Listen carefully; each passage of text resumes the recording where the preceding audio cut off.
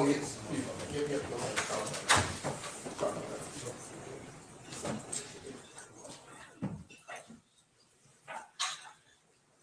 All right, good morning again, ladies and gentlemen.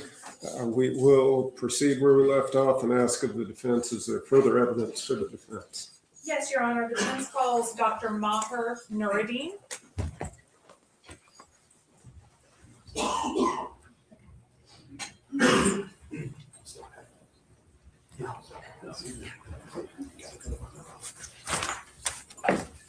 Good morning, Dr. Mock. Good morning. Place your left hand on the Bible, raise your right, face Madam Clerk. Do you solemnly swear the testimony you give the court will be the truth, the whole truth, and nothing but the truth, so help you God? I do. Thank you. You may be seated.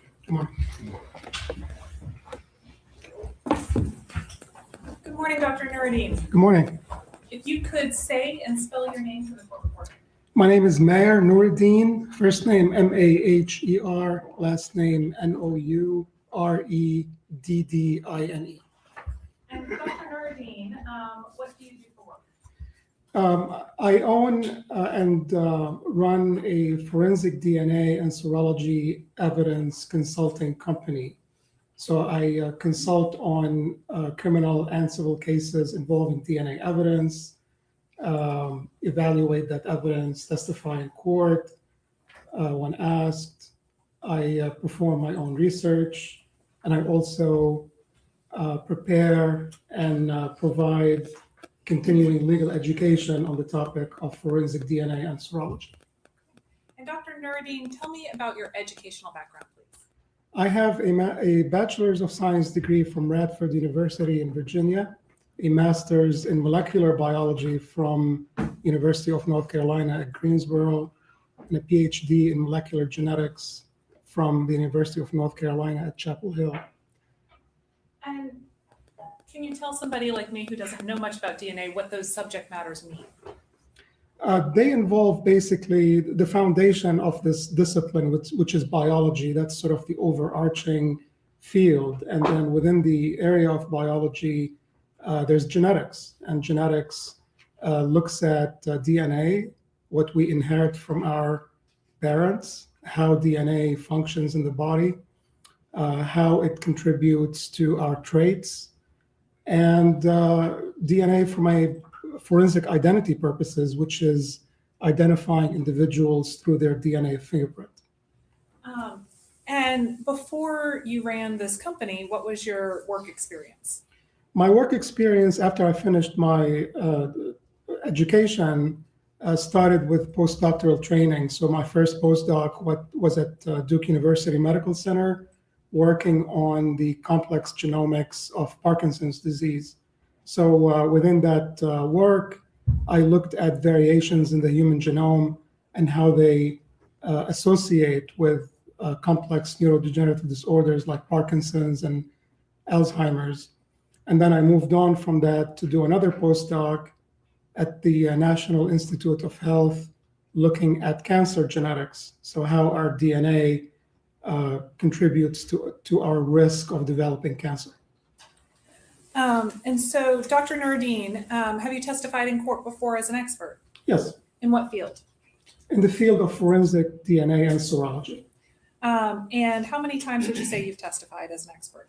Approximately 85 times. And in what courts? State and federal, both inside and outside North Carolina. Your Honor, at this time, I tender him as an expert in forensic genetics. No objection from the state, Your Honor. His testimony will be received as proper.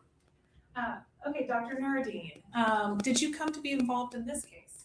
Yes. How? You reached out to me about this case, about a particular question that you needed me to evaluate from a scientific perspective and research and assist in conducting testing on Mr. Thompson.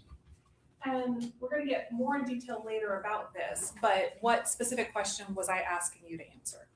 So the question was, since Mr. Thompson was administered minocycline, which is an antibiotic, whether there are any correlations between minocycline, the way that individuals receive it, whether that has been associated with any adverse effects.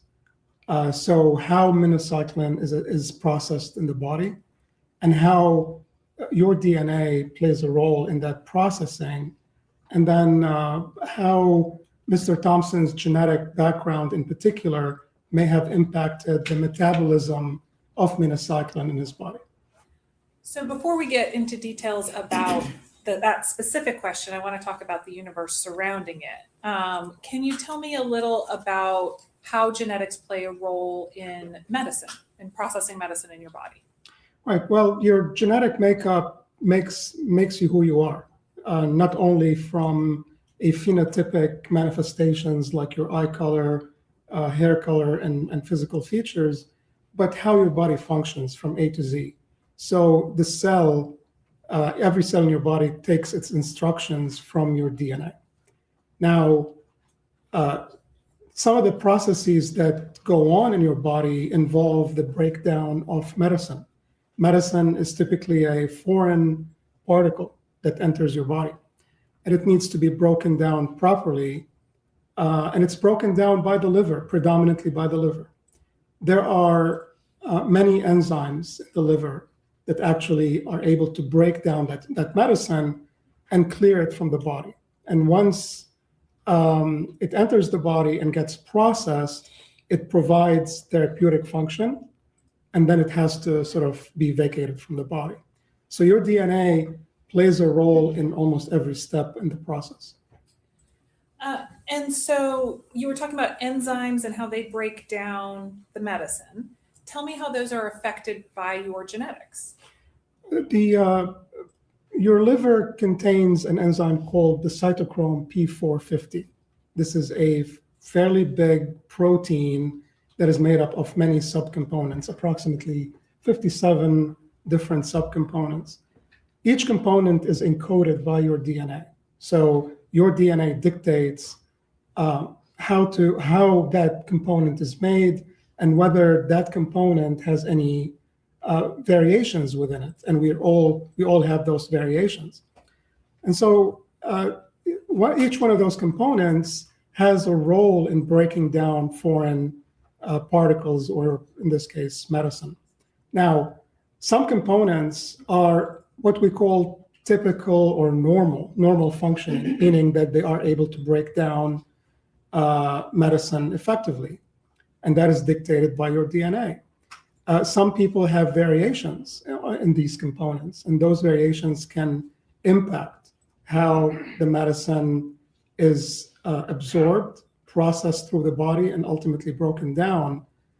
Some of these enzymes in some people are deficient, meaning that they are not able to break down those components efficiently. And the consequence of that is that the medicine will have an abnormal accumulation in your body, and therefore the therapeutic effect of that medicine can change from one person to another. So if somebody is deficient in their ability to break down certain medication, you said it accumulates in their body. What can that do? Well, it becomes a higher dose of that medicine than intended, and therefore in order for that medicine to work properly, and as that medicine is researched by scientists and published upon, that medicine has very narrow criteria by which it needs to enter the body, perform its function, and be eliminated. Changes in these amounts can result in higher accumulation, which could lead to adverse effects, could lead to side effects for that medicine. So that's why when you take medicine, there's a dose, and that dose is critical. A doctor prescribing medicine will tell you, take it at a particular milligrams, tablets at a certain time of day, with or without food. These are not just, arbitrary instructions. These are critical. And so when that medicine is not behaving as supposed to in the body, that can lead to unintended consequences. Now we're focusing on having deficiencies and it's slowing down the metabolism, but can the opposite be true? Can somebody metabolize medicine faster than the average person? Yes, and some individuals will have variations in these P450 proteins that allow them to process the medicine much more efficiently and quickly than the normal population, or the average population, I should say. And therefore, they will not get the benefit from a particular dose, and therefore they are prescribed a higher dose. Generally speaking, when somebody metabolizes medicine more quickly, they are given higher dose in order to get the benefit of that therapeutic effect. Dr. Nuruddin, science was not my best subject, and I like to try and translate things into things I already understand. And I'm just going to ask a question. You let me know if I'm understanding it correctly. Of course. I can consume a lot of caffeine and not feel very affected by it. My mother-in-law, on the other hand, when she has even just a little bit of caffeine, she'll be awake all night. Is that kind of what we're talking about here? Is that the same substance has different effects on different people? Exactly, yes. And that has to do a lot with your genetic makeup, your body physiology. There's a slew of different reasons in how any particle that enters your body, how your body will react to it. And it has a lot to do with your DNA background. Now, moving to minocycline particularly, can you tell me what we know about minocycline and how the body breaks it down? Well, what I know, and of course, before I got involved in this case, I didn't know a whole lot about minocycline, so I had to do quite a bit of research and look up how it's processed. What I know, and for the purpose of this case, I know that minocycline is an antibiotic. It is used to treat various infections that other antibiotics cannot reach. And it has to do with the nature of minocycline. Minocycline is, I would call, a very special antibiotic. It is able to reach tissue in the body that is not directly connected to circulation. So it's able to sort of traverse fat tissue, particularly reach places like skin, kidneys. It can also reach the brain. So it can traverse the blood-brain barrier and accumulate in the central nervous system. So this is one of the unique features of minocycline, in that it is able to, treat certain conditions, or particularly infections, that are not touched by other antibiotics. It is also a unique antibiotic because it is being looked at from its anti-inflammatory, particularly neuronal anti-inflammatory effect, because it is able to interact with the central nervous system. It has been found that it has an anti-inflammatory effect, and there's many research projects ongoing now to look at potentially protective effect of minocycline on neurodegenerative disorders. Like I said, I worked on Parkinson's and Alzheimer's, and it's being looked at now as a compound that can potentially treat those conditions and or carry certain molecules into affected neurons. So it has quite a bit of interest out there in the medical field. So talking about the fact that it can accumulate, tell me why that makes breaking it down important. If it accumulates in the body and it's shielded from being eliminated, therefore it can have a different effect on certain parts of the body. And the what we call the pharmacokinetics of the medicine, the way it is cleared by the body, can change. And the pharmacodynamics of the medicine, the way it exerts its therapeutic effect, can also be tricky to predict. Can also be Tricky to predict. And so in the research that you did to determine what, if anything, we could do in this case, did you come across anything that indicated that the P450 subunit was involved in the breaking down of minocycline? Yes, and this is not the only research that has been done. There's a lot that we don't know about that molecule, that compound. But the cytochrome P450 is the responsible complex that breaks down minocycline. And throughout my research, I found there's one subunit. It's called the 3A4 subunit, is responsible in part for breaking it down and processing it by the liver. Now, that's what's known so far. We don't know what else is involved in breaking it down. And I'm sure some of these questions may be answered, in the years to come. And Dr. Nuruddin, once you sort of got to that place and understood that there were genetic markers that we know are associated with the breakdown of minocycline, did you offer any advice to our team to explore the subject further? Yes, and the advice was to look at Mr. Thompson's genetic background to see the main question, the main hypothesis is whether Mr. Thompson has any variants in his body that would impact or alter the way he responds to medication in general. There's not a whole lot known about minocycline in terms of how different genetic backgrounds will respond to it. So the pharmacogenomics, as we call it, in relation to this particular molecule are still scarce. There's a paucity of information about it. And therefore, one has to evaluate the individual and ask the general question first. Does that individual have any genetic background that would alter his ability to process medication in general?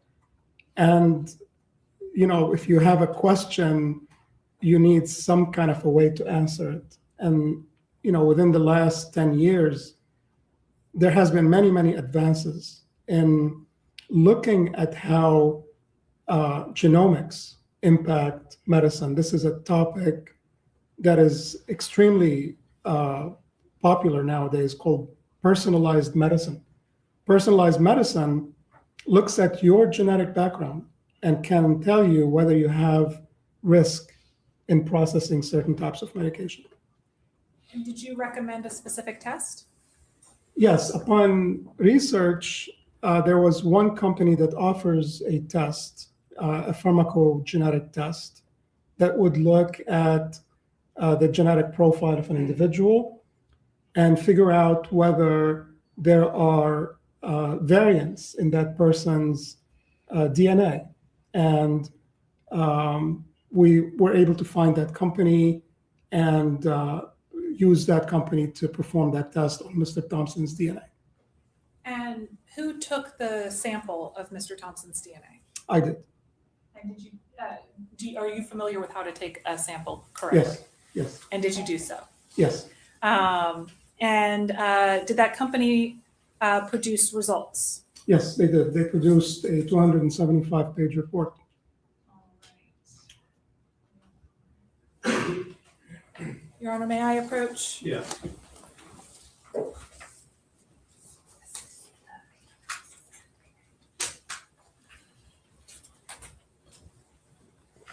Dr. Nuruddin, I am handing you, looks like a 4, I'm going to fix that, what is marked as Defendant's Exhibit 9.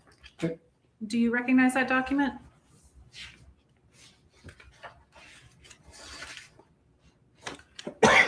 Excuse me. Yes, these are the last 4 pages of that report. And are these the specific information about his genetic profile as it relates to medicine and metabolizing medication? Yes. And was this something that you relied upon in coming to your conclusions? Yes. Your Honor, at this time, I move to admit Defendant's Exhibit 9. Any objection? No, Your Wow. And if we could publish on the screen. Are you connected to your page? Mr. Elmore is.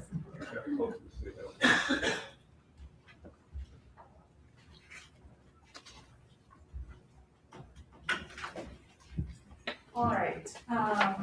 Now, Dr. Nuruddin, ultimately, this test, what did you find on this test that was of interest to the question that we had asked you? So what's being displayed on this screen is on the left-hand side under gene. This is the gene that is responsible for processing or a certain process in the body. It's one of the genes that is being looked at by this company. They're not looking at every gene in your body, obviously. They're looking at a specific set of them. So that's the name of the gene on the left-hand side. Under genotype is the variant from Mr. Thompson. That's his DNA and the variant that exists in that gene in his body. Under phenotype is a description of that particular variant and the impact it has on drug metabolism. And therefore, if you read the result on the right-hand side, it tells you whether that particular variant is a normal metabolizer or intermediate metabolizer or a deficient variant. So it's sort of a compilation of what we found in his body. And are there particular genes on this page that were of specific note to you? Yes, we're looking particularly, and based on the hypothesis and based on the scope of this project, is to look at the components of the cytochrome P450 protein complex. And those components, like I said, there's about 57 of them, to see whether those components are in his body normal metabolizers, intermediate, or poor metabolizers. And the results are shown here. Mr. Thompson possesses a genotype of many of these cytochrome P450 subunits, which are designated as intermediate metabolizers. So we're looking at several things on this piece of paper. Are they all part of the P450 complex? No, there's other genes as well. This is being looked at, and if I can just give a quick background, Yes. This is being looked at a set of genes that are involved in drug metabolism, not only the cytochrome P450, but other genes in the body that can contribute to disease risk as well.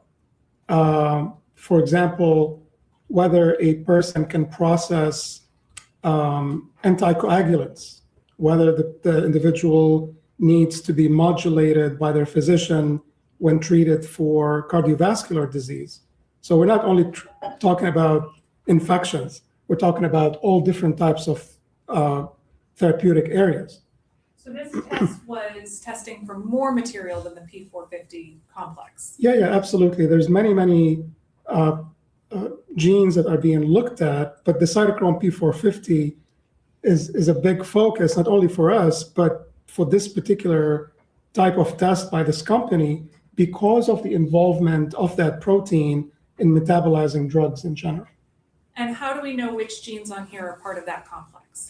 The ones that are designated CYP, the CYP prefix, yes. Okay. Those are why they're called CYP, because the complex start with CYP 450, and each one of these CYPs is a subcomponent of that CYP 450 complex. So is it fair to say that those CYP notations are the ones that you were the most interested in? Yes, predominantly these are the liver enzymes that metabolize a slew of drugs that enter the body. And before I kind of got us on the sidetrack, you were talking about how he's an intermediate metabolizer on several of those. What does that mean? Well, it means that when a doctor prescribes medicine that is known to be associated with that component, with that cytochrome P450 component, it's a flag to tell the doctor, and again, this is consumed by a medical professional ultimately, this information. So it tells the treating physician, this individual may not be able to metabolize that medicine quickly, so pay attention to the dose. That's the whole purpose for this test and this panel. And were there any other findings on the P450 complex that were of note to you? Yes, what was remarkable is that Mr. Thompson possesses a component of the cytochrome P450. It's called the CYP3A5, which is the bottom. Sorry. And it's the bottom. Yeah, there you go. This one right here? Yes. So when the company tested his DNA for that subunit, they found alleles 3-3. So he inherited allele 3 from his mom and allele 3 from his dad, which renders, and what's known about allele 3 is that it's non-functional. It doesn't work. So he inherited 2 copies of the bad gene, which renders that particular component, and the company designated as poor metabolizer, meaning it's non-functional. And in the literature, you look at that combination of alleles, and that protein is basically non-functional. So that particular one is non-functional. Does that mean he can't metabolize medicine at all? No, not at all. I mean, again, all of these components, all these components act in synergy. It's not like one component is, dedicated to processing one particular medicine. There's collaboration between them. There's synergy between them. But what this result says is that he is unable to process medicine compared to a complete wild type individual or a complete normal individual. Now, he can process medicine or some medicine fine, but others not so well. And in order to get to the sort of the question, can he or can't he process minocycline, you have to do much more tests than that. You're going to have to, figure out how that particular medicine is working in his body to be able to predict that. Now, Dr. Nardine, did you prepare a report in this case? I did. Your Honor, may I approach? Yes.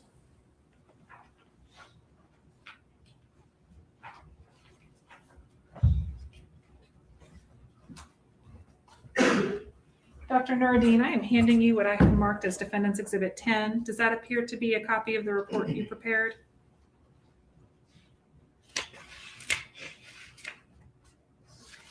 Yes. And does it appear to be the same report you prepared and sent to me? Yes. Your Honor, at this time, I'd move to admit Defendant's Exhibit 10. Any objection? No, Your Honor. It's allowed. And Dr. Nardine, did you review information to ensure that Austin Thompson was in fact taking minocycline? I asked for information to validate that bit of information, and based on my understanding, he was on minocycline when he was admitted to the hospital after the incident. Did you also review pharmacy records demonstrating that he had been on minocycline for a while? Yes. Your Honor, may I approach? Yes.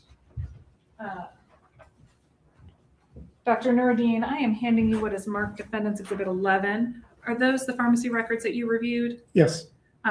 Your Honor, did you rely upon those as well? Yes. Your Honor, at this time, I'd move to admit Defendant's Exhibit 11. Any objection? No, Your Honor. Now,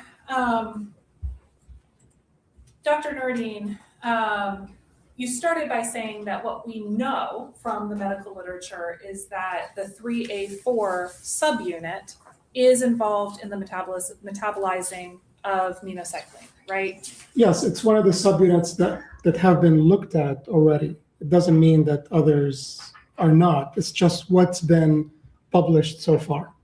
But you've also described how the different subunits of the P450 complex work. I think you use synergy. Right. Is that right? Correct. In general, to metabolize medication. Correct. Okay.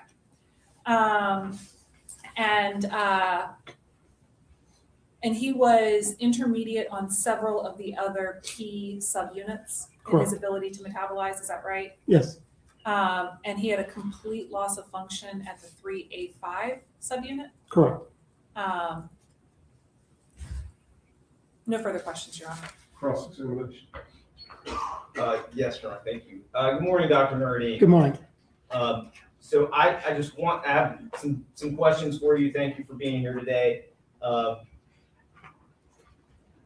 Just want to be clear, you are not the one doing the actual experiments or analysis of these drugs, is that correct?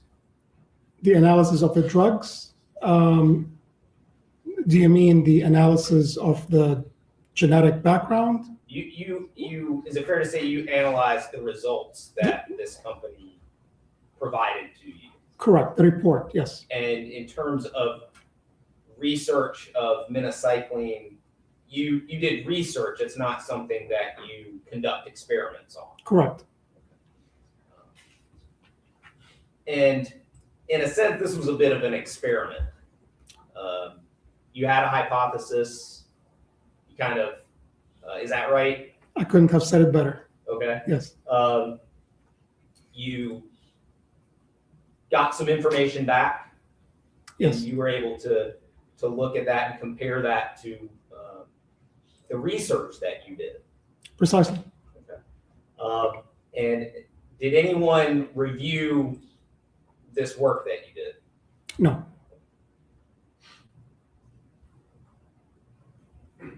I want to get to, so minocycline in general, do you know how long that's been around, FDA approved? I can't quote a particular number, but it has been around for many years.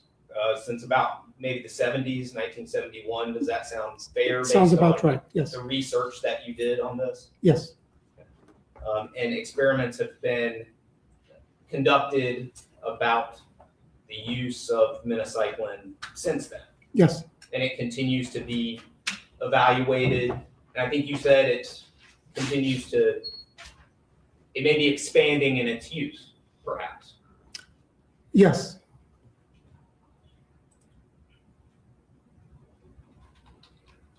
And when you were asked to conduct this experiment,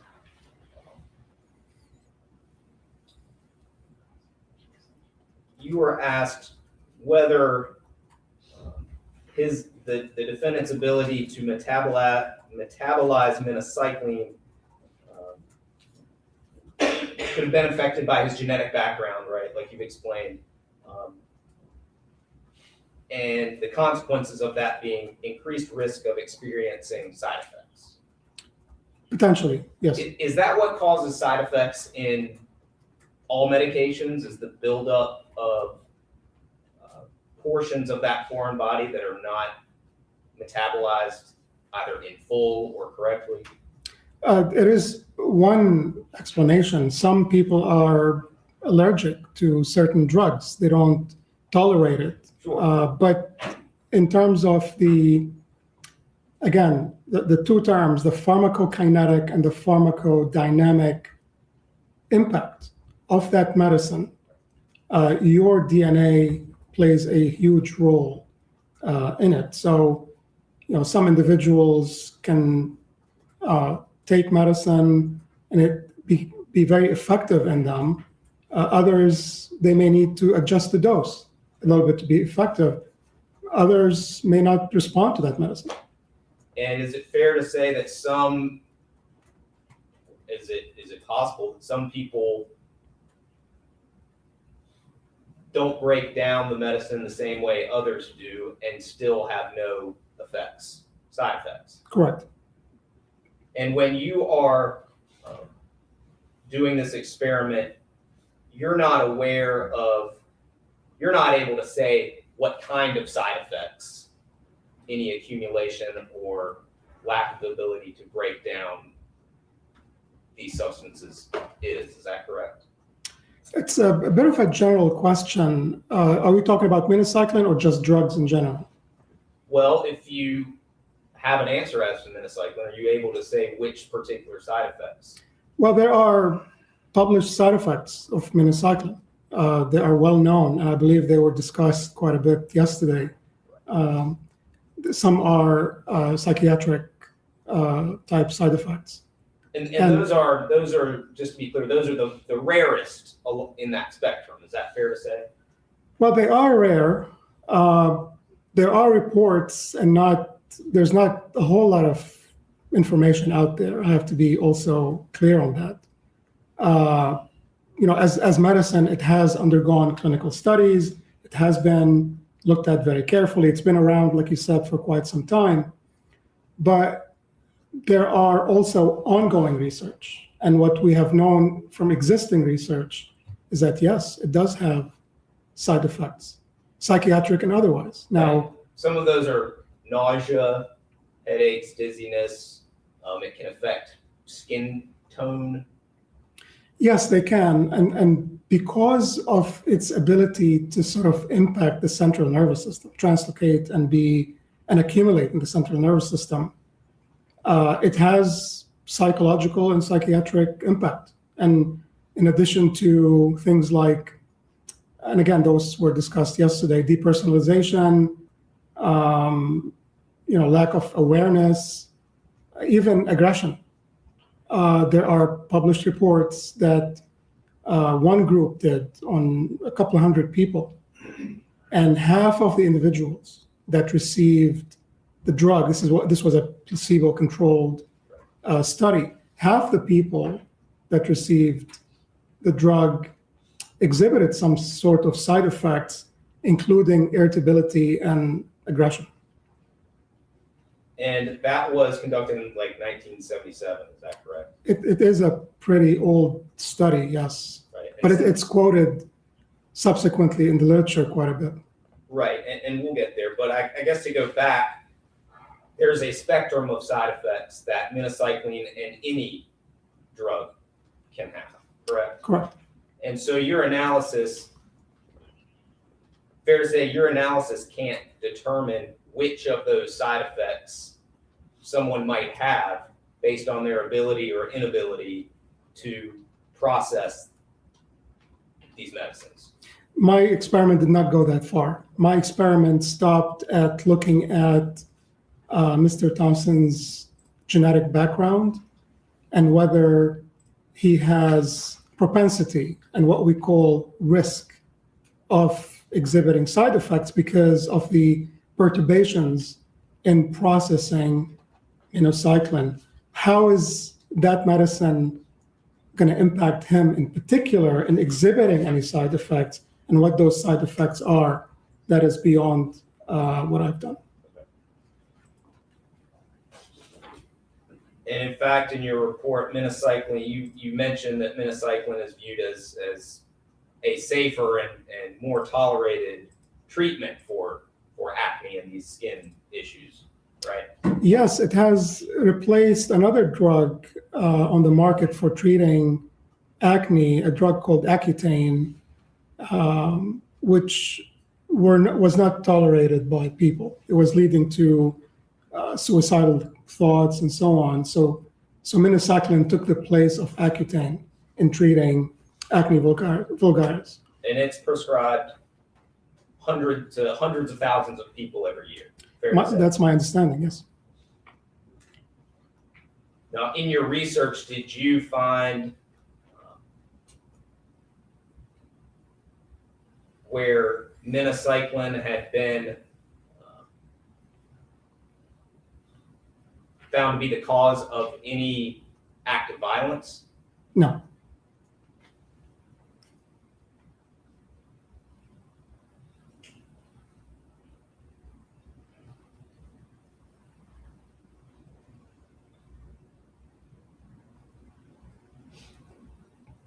And I want to go to the studies that you mentioned.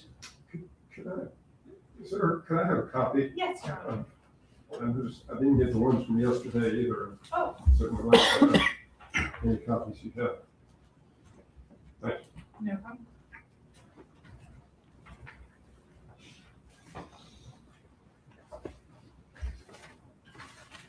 And specifically, looking at page 3 of your report, Dr. Nuruddin,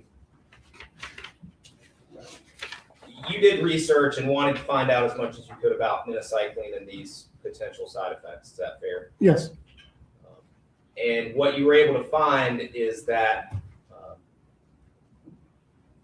these depersonalization symptoms, there are at least 2 that are mentioned in the studies and the research that you did. Is that fair to say? I believe it's at least 3. There was a report, there's reports of 2 females that you may be referring to. There's also, I'm just looking at page 3 of 6 where you say at least 2 patients. That first line of the first paragraph. yes, there are 2 patients that have been studied thoroughly. And I believe there's another male patient that I found coming across this literature. I may not have expanded on that particular case, but at least 2. You're right. You're absolutely right. At least 2 that have been thoroughly documented.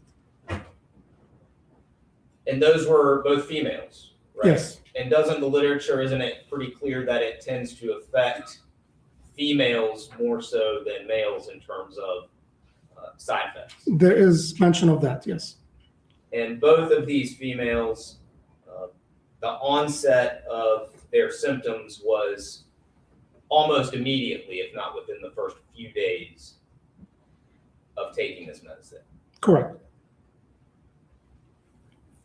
But these are, I'm sorry to interrupt you, but these are, 24-year-old and a 37-year-old. These are older females.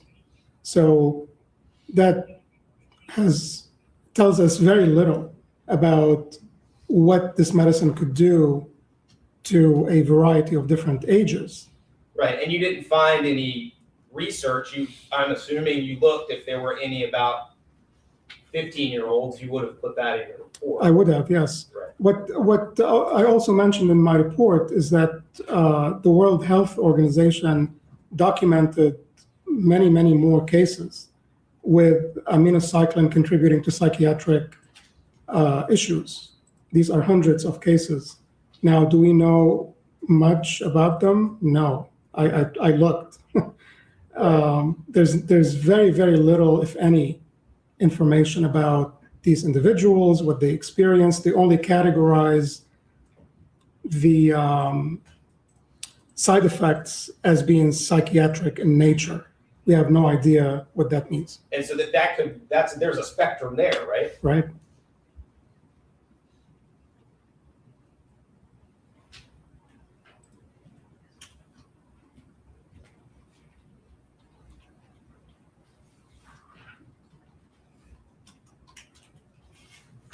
So I want to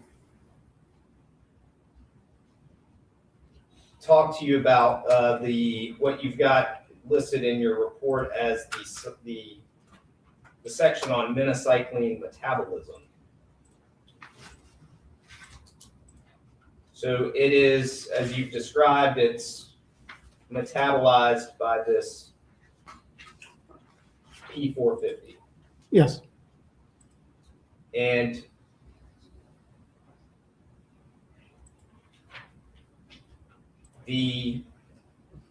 sounds like you're not, the exact mechanism for how this drug is metabolized is not fully defined. What do you mean by that? It's simply not known. There's a lot that still needs to be uncovered about how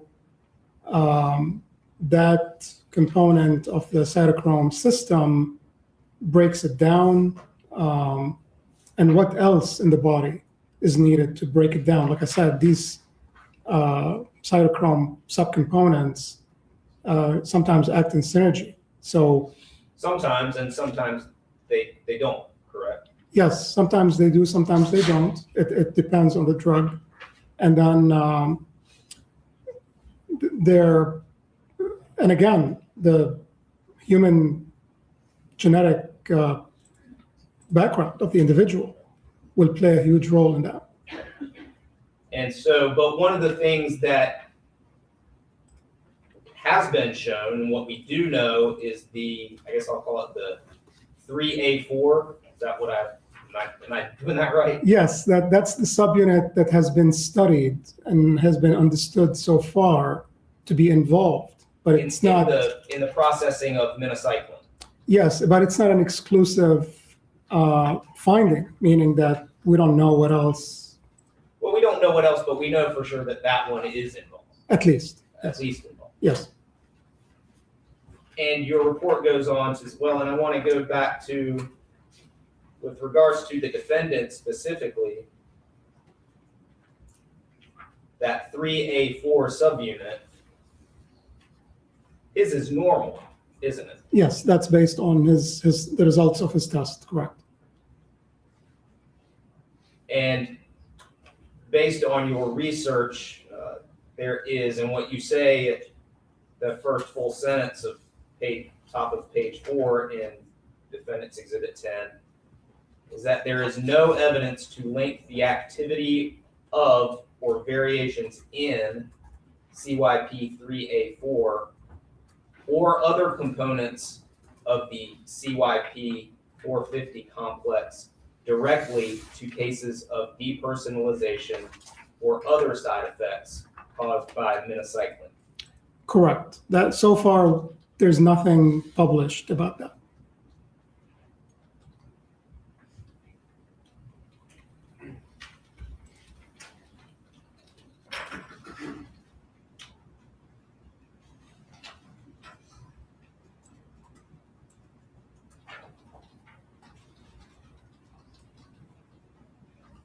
And so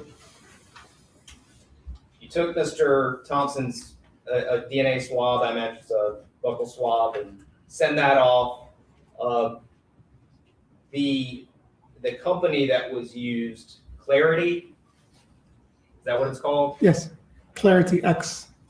That was, I think you described this, they offered the most comprehensive platform for being able to do this. One of the most. I think there are a couple of companies out there, but this one was suitable to answer the questions we're after. Well, you refer to it as the most comprehensive diagnostic platform available. To us, yes. Okay. And because you wanted to get the most information you could get, right? Most data. Right. And that data evaluates how many different drugs? Hundreds? Yeah, 275 different drugs.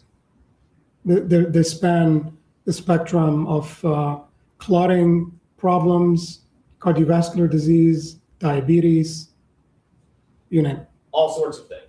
Right. And but minocycline was not evaluated.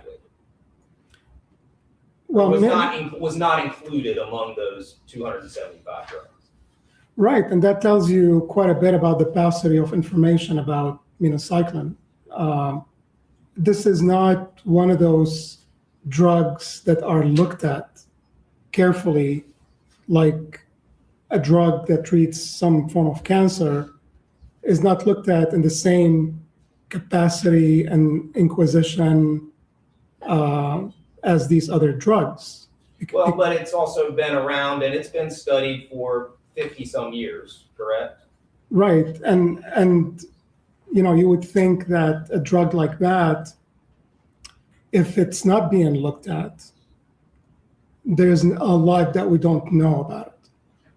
And from the perspective that we are trying to understand drug metabolism in general, which was the impetus behind the experiment we did, we're looking at drug metabolism in general, not just minocycline. Right. Well, but for purposes of this, minocycline is the focus, correct? Well, the minocycline is the extrapolation. It's not the focus per se. What we're looking at is his genetic background We're trying to answer whether he is a normal metabolizer. That's the point. Whether his ability to metabolize minocycline properly is not answered by this particular experiment. There's a whole lot more that we have to do to be able to answer that question. But So- it addresses whether his genetic makeup has any flags that we need to look at in terms of drug metabolism in general. In general. Correct. And one of the things that you note in your report is that minocycline is not among those drugs evaluated by it's not among those 275 drugs because so far there are no known genetic variations that have been directly associated with adverse responses to the drug. Correct. It is not studied that well enough to be able to tell you whether some of these variations are going to directly impact that drug. What we know is that that drug is metabolized by P450, by that subcomponent in particular. That's the extent of our knowledge. And in my view, that is a lot of paucity of information. We can continue to look at this drug for years and years to come in correlation with variations in the human genome. We're just not there yet. And would it be fair to say, I mean, based on your research, that if there were common adverse responses to this drug, they would be studied? Great question. So sometimes people focus on, a particular question because they start seeing, cases upon cases manifesting an issue, which drives, the impetus to do more research. And that doesn't seem to be the case here, does it? Correct. This is not something that people are paying attention to or researching actively. It doesn't mean that it won't come to light in the future. Well, and so I guess at the end of the day, I think you summed it up and you said there's a lot that we don't know, that you need a lot more testing. And it sounds like you're not really able to say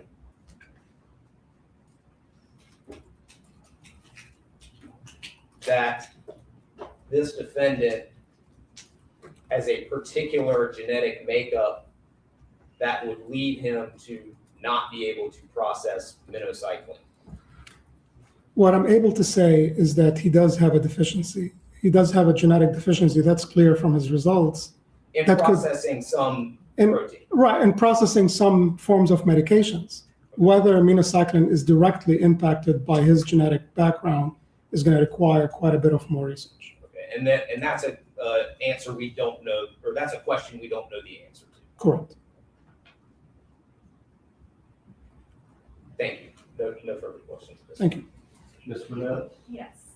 Dr. Nardine, I want to jump to the World Health Organization study that you mentioned on page 3 of your report. Did you note that they noted that there were 40 cases characterized as depersonalization or derealization disorders Yes, as a side effect of this medication? correct. Okay. Would you say that personalized medicine and the understanding of the role genetics play in how a medicine affects your body is kind of cutting edge at this point? It is, and it has been for the past few years. And it's going to only become more and more relevant and relied upon with time. I mean, doctors now are fully aware that your genetic makeup needs to be looked at before they prescribe medicine. Is that available to everybody? Is that being done in every patient? No, but I think we're heading in that direction. And so your belief is that this science is going to evolve rapidly over time. Is that right? Oh, with AI, absolutely. I mean, this is basically prime for how we look at disease. We look at medicine is being to be able to sort of compile all this, information out there to treat patients. Yes, I think the next 5 to 10 years are going to be incredible. So the state asked you a lot about what we don't know about how minocycline is metabolized in the human body, right? But what we do know is the P450 unit plays a large role in how medicines are metabolized, right? Critical role, yes. Critical role. And that generally the subunits involved in those processes work in some sort of synergistic way. Yes, I don't mean only synergistic, they can be antagonistic as well. But, there's some form of interplay between them that is extremely complex. And Austin demonstrated several intermediate subunits on that complex, is that right? Correct, And one that he had a complete loss of function on, is that right? correct, And so those are the things that we do know at this stage, is that right? correct. Would you call that a red flag about his potential metabolism of medications? Yes, in fact, the report goes on and iterates which medication his doctors need to sort of look at. I mean, we're talking about minocycline, but his 200 and some report, 200, how many pages? I'm sorry, 75-page report iterated each and every one of these medications and whether a treating physician needs to take notice for that particular, and he has many medications that doctors have to be aware that he may not be a good metabolizer of those medicines. And that is because he's got these deficiencies in his genetic makeup on metabolism of drugs. Is that Correct. fair? Yes, and they link each medicine to a particular subunit because there has been enough studies to link that genetic variant to this particular manifestation. Minocycline is not one of them. It's not one of those looked at in this report. Thank you. No further questions. Nothing further, Your Honor. Thank you, sir. Thank you. Thank you.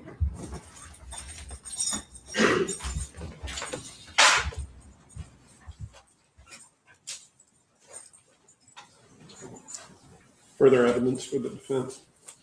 Yes, Your Honor. The defense would call Erica Peterson. Your Honor, may I approach while that witness is approaching?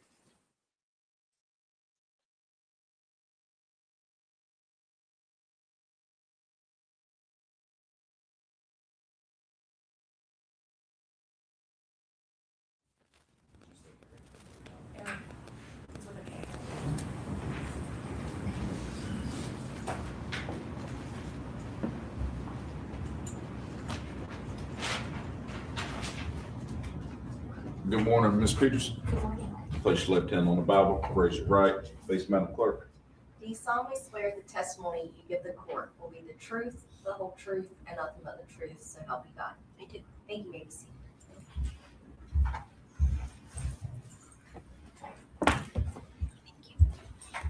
Hi, Ms. Brown.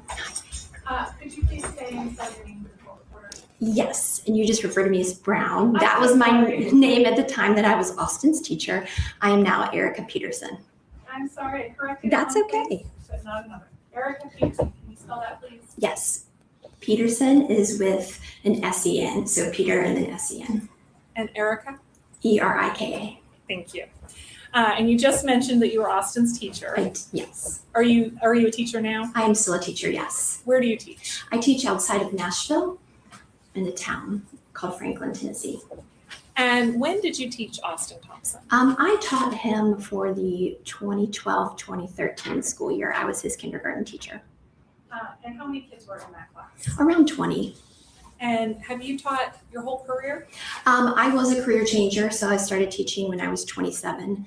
So I started teaching in 2007, so almost 20 years. And so over the years, how many students have you had? Oh, a lot, hundreds. So do you remember Austin Thompson? I do remember Austin, yes. Do you remember every student that you've had? I would probably have to recall, but not off the top of my head. But did you remember Austin off the top of your head? I did, yes. Why is that? He was just a cute little peanut in kindergarten. I typically remember all of my kindergarten students. They are just young and fun. And can you tell me a little about what you remember about Austin Thompson from that kindergarten? Yeah, like I said, he was very small. I'm very tall, so they're all small, but he was smaller than your average kindergarten student. He just always had a cute little smile with some teeth missing, and he had a little bit of a lisp, so he was really cute. Do you remember, if you remember from back then, what kinds of things was he into? Drawing, playing. Like most little boys? Yes, yeah. And Ms. Peterson, if I may approach your honor. Yes.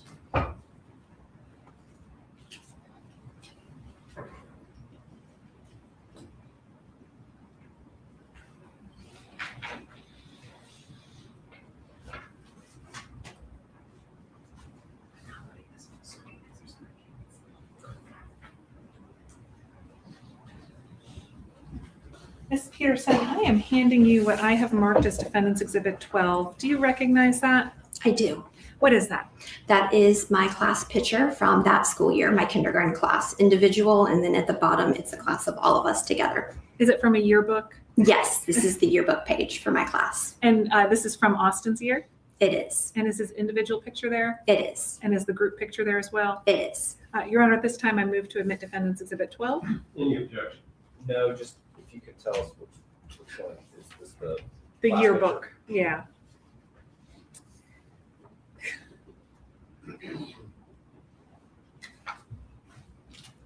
I saw you just count. I did 21 students. 21 I was students. off by one. I'm going to hand you another picture. Okay.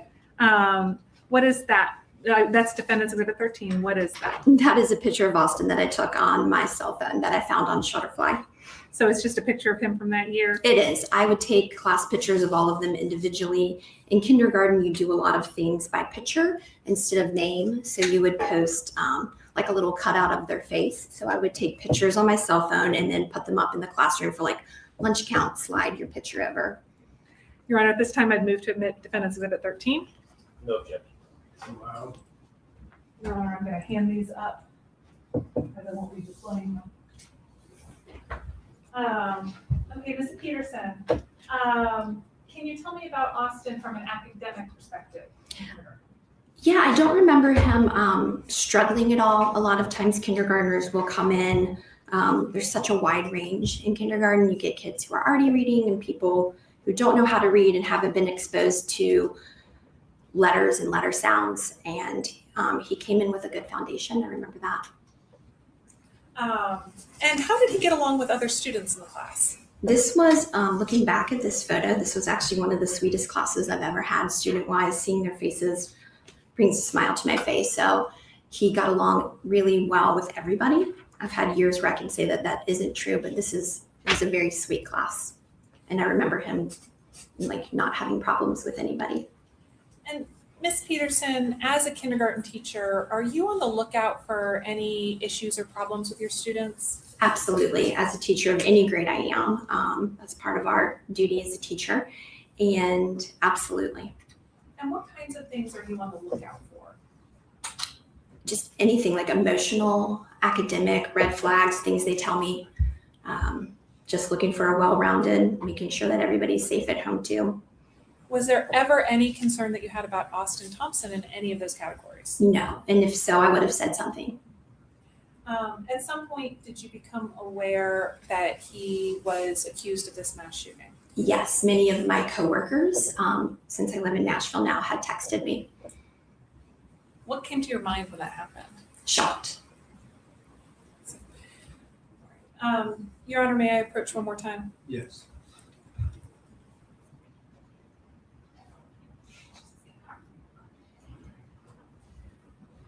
I am handing you what I have marked as Defendant's Exhibit 14. What is that? That is a report card for Wake County Public Schools. And is it for Austin? Yes, it is. And is it from the year that you taught him? It is. So would you have prepared this report card? Yes. Your Honor, at this time, I move to admit Defendant's Exhibit 14. Any objection? No, Your Honor. Wow. Ms. Peterson, the marks on that report card, do they indicate that he was academically on par with everything? Absolutely. And if you move to the second page where the comments are, can you review those comments and just read semester 1 and then semester 2? Yes. Do you want me to read the strengths and then Yes. areas for improvement? Okay, for semester 1, strengths and comments. Austin is making good progress. I need you to slow down. Oh, yeah, I can do that. Strengths and comments. Austin is making good progress. He knows at least 25 sight words and knows all of his letters and sounds. Austin counts and recognizes numbers to 100 by ones and tens. He knows all his 2D shapes and can sort shapes into 2D and 3D groupings. He gives great details in his drawings. Areas for improvement. I would love to see Austin start using punctuation and capitals in appropriate places. Also adding more details to his writing. He needs assistance with consistently identifying 2 3D shapes, sphere and cylinder. Keep up the good work and reading each night. And then it says intervention, small groups.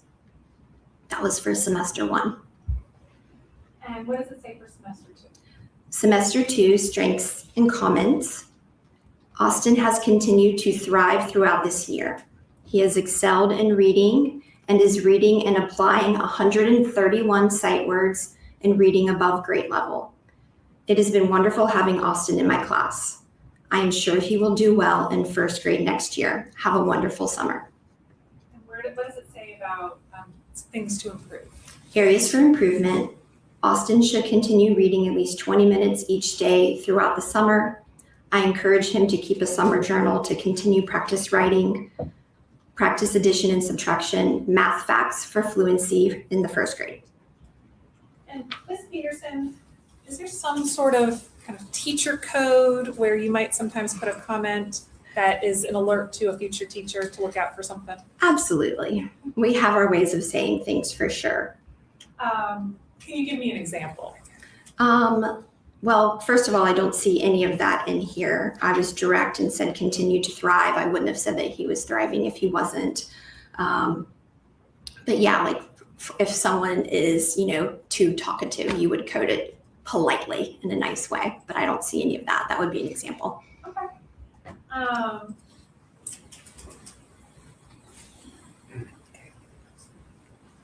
No further questions, Your Honor.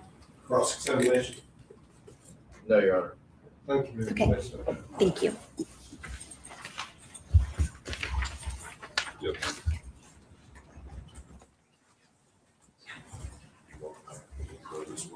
Have a good day. Mr. Latour, you want these correspondence? Further evidence. Thank you. At this time, we would call Neil Gallagher.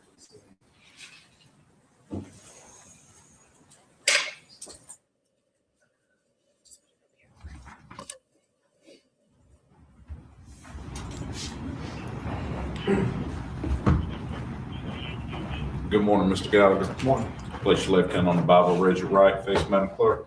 You solemnly swear the testimony you give the court will be the truth, the whole truth, and nothing but the truth, so help you God. Yes, ma'am. Thank you, may be seated.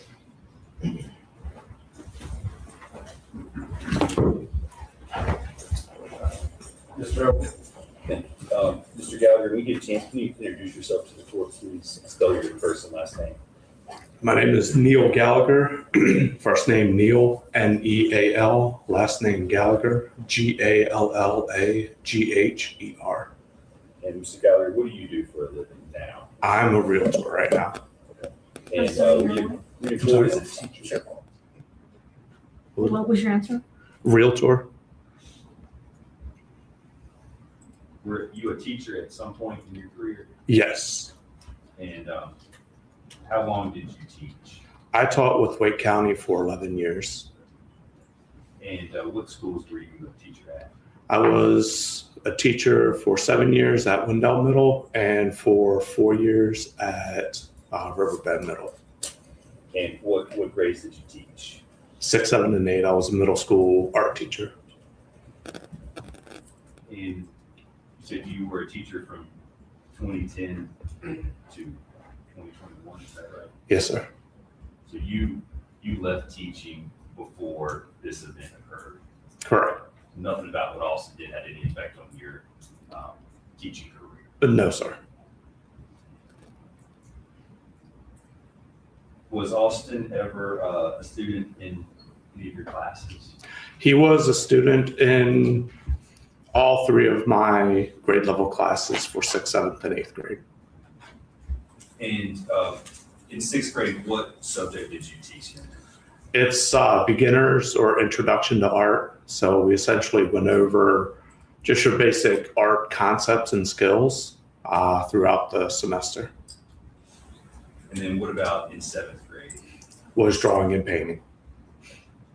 What was the curriculum like in those? For which one? For both. For both. A lot of your introductory classes for 6th grade were talking about line, shape, value, painting, and how color works.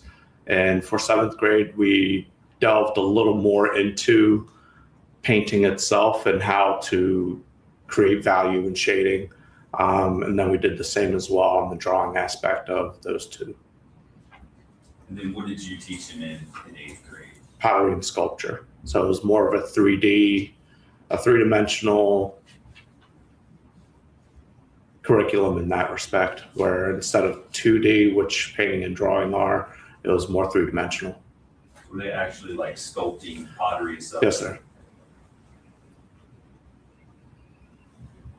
How was Austin's behavior in class? If you want to go year by year, if you want to speak in general. All 3 years, he was not a problem child. He was very quiet.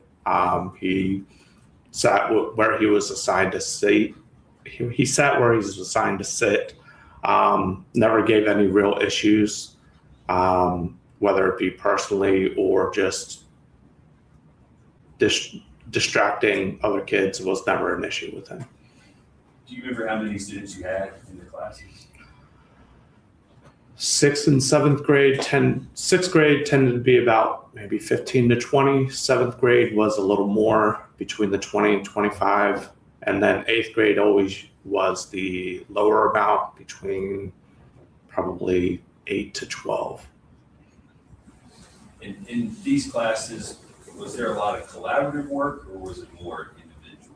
In each grade level, there was at least one assignment that was collaborative, whether it be between 2 students or a group of 3 to 4. But there was at least one assignment for each grade level. Do you remember how Austin did in those group projects? Offhand, not particularly. I'm pretty confident in saying that he pulled his weight, but I don't know that it was one of those that he just did everything or that he just sat back and let everybody else do it. Did he actively participate in class? Not particularly. More or less stayed quiet. Even when questions were asked, I can't recall him being the first one to put his hand up. Was he quiet in general? Yes, sir. Did he appear to have any interest in art or the arts? Oh yeah, for sure. I mean, my recollection is he did well in the class itself, in all 3 classes.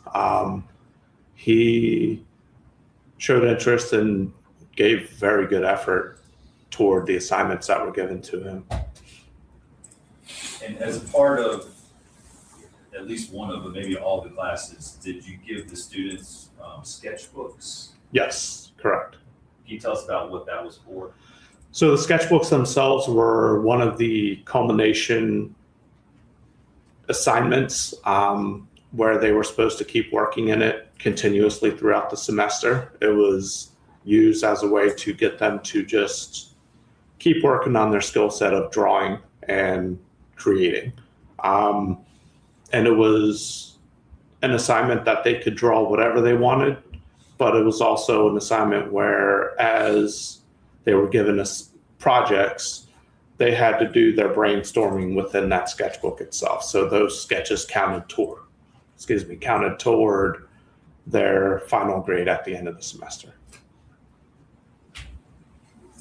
Do you recall what Austin would typically draw in his sketchbook?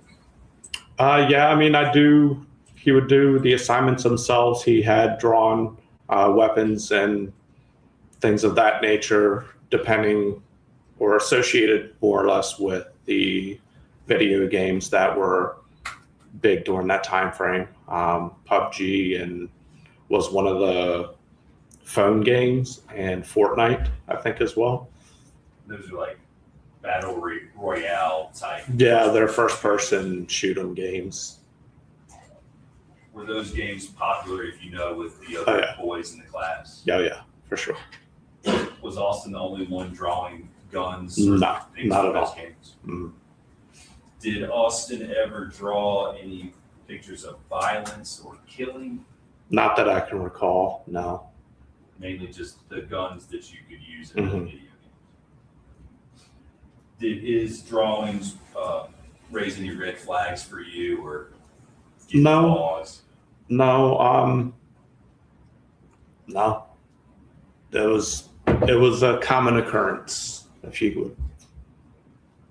Was there anything in the 3 years that you taught Austin that would make you think he would be capable of doing something like he did? Oh, absolutely not. Not at all. Nothing further. Thank you, Mr. Gallo. Thank you. Cross-examination. The sketchbooks, Mr. Gallagher, that you talk about, are those books that when you assigned them, they knew that they had to turn those in at the end of the year? Yes, they knew I looked them through, and I counted the sketches. And then at the very end of the year, when we do a classroom clean out, they have an option of either taking it with them or throwing it out. Or if they left it behind, I would go through, and if there was any usable pages left, I would tear out what was used and save the sketchbooks for kids who couldn't afford one the next semester. Right. So when you gave it out, they knew that you were going to review whatever work that Yes, sir. they presented you at the end of the semester. Correct. Okay. And you described him as he stayed quiet. Yeah. Now, I mean, he might have a little conversation with somebody next to him, but he wasn't overtly social, if you will. No other questions, Your Honor. No, thank you. Thank you, sir. Thank you.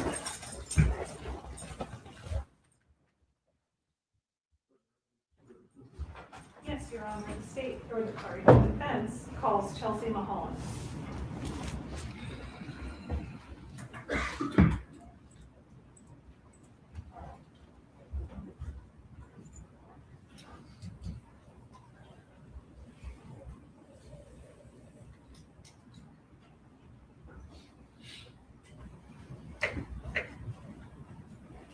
Good morning, Ms. Mulholland. Place your left hand on the Bible, raise your right, face Mountain Clerk. Do you solemnly swear the testimony you give the court will be the truth, the whole truth, and nothing but the truth, so help you God? Yes, ma'am. Thank you, maybe seated.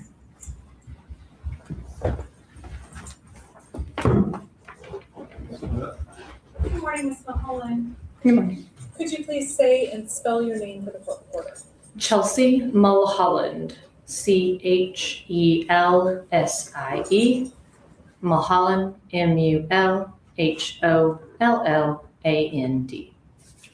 And Ms. Mulholland, what do you do for a living?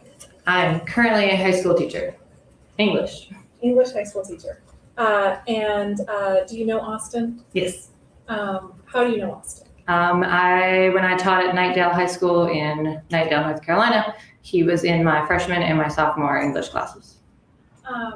Ms. Mulholland, can you tell me what goes on in a high school English class? We spend a lot of time with, I always tell the kids, I'm teaching you how to think for yourself. So yeah, you're not going to need Romeo and Juliet in real life, but can you figure out what somebody's saying when they're not being direct about it? Because nobody understands what Shakespeare's saying the first time through.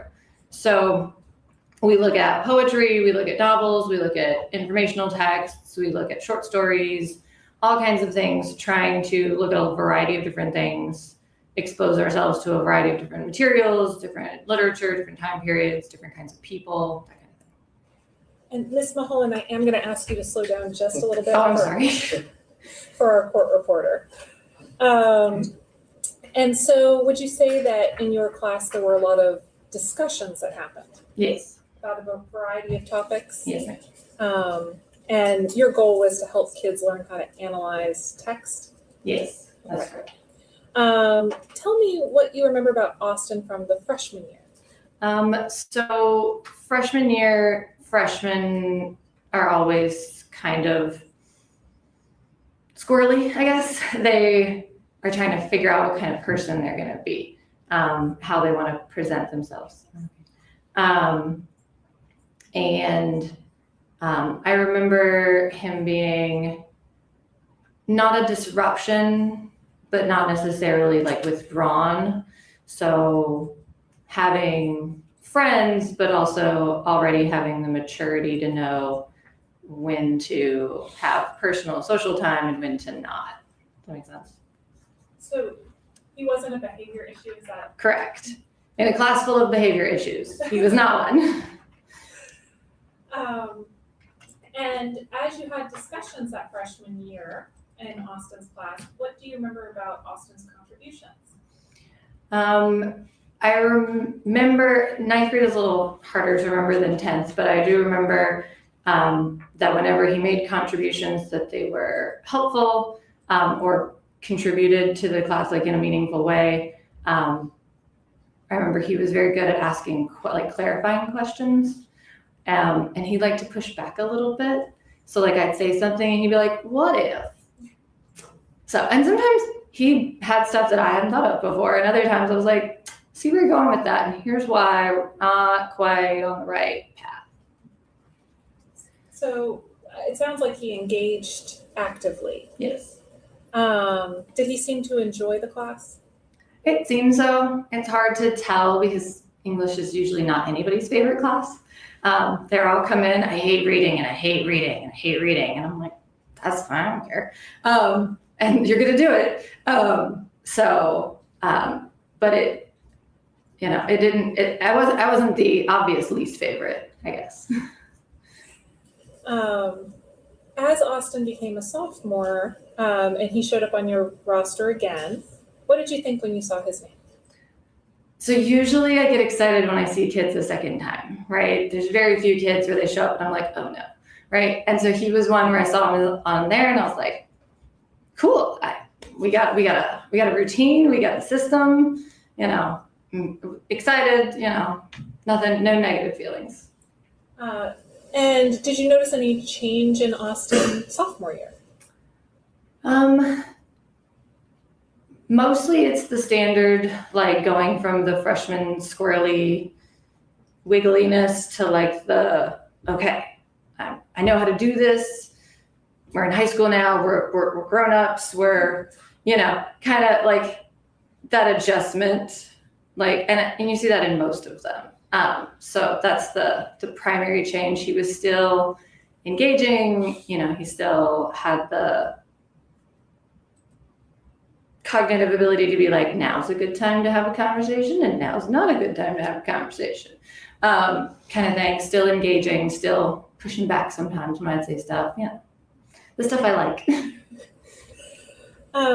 We have heard some testimony about Austin trying to play video games during class. Was that something that you experienced with him? I permitted students, if they had finished the work for me and didn't have anything missing.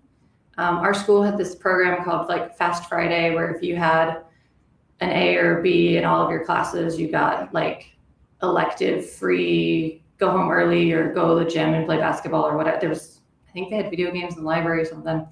So most of the time, if a kid had a video game up, I was like, all right, show me that you're done. Okay, now pull up your online grade book and show me that you're not missing anything. All right, have fun. Make sure that the volume's turned off and don't distract your friends, right? And so I never really paid attention to which games they were because the school usually blocks, anything wildly inappropriate.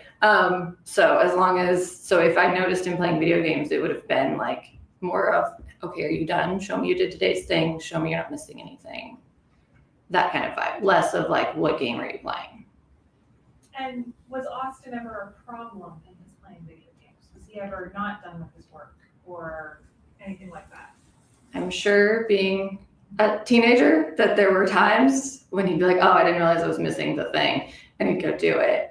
I can't remember anything specific. So nothing sticks out. Whereas I had some kids who were always trying to play a video game and not do English. And so those are the kids, I was like, I'm gonna hold that Chromebook for a while. I can't remember Austin being in that group. So you would actually take some kids' Chromebooks because they couldn't keep their phones. Or you stick it in their backpack, zip the bag, be like, no more, kind of thing. But you don't remember ever doing that with Austin? And did you ever have to reach out to his parents over any issue? Not that I remember. Ms. Mulholland, I'm gonna ask a question that I don't think teachers get directly asked very often. Did you like Austin? I like most of my students.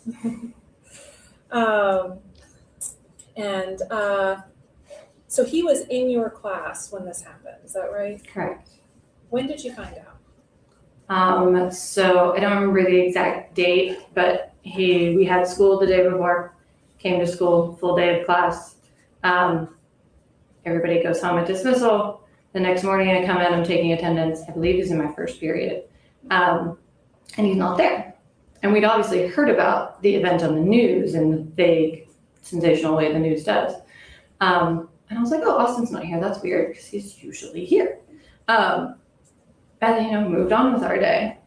I had sent an email to my department head about one of the texts we were supposed to be reading about how I didn't think it was serving my students and I was going to stop after a certain point.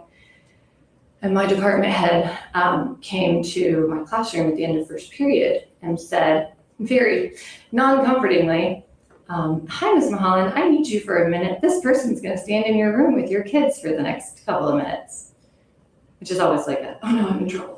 And they pulled me out in the hallway, and that was when they told me, you heard about the thing that happened?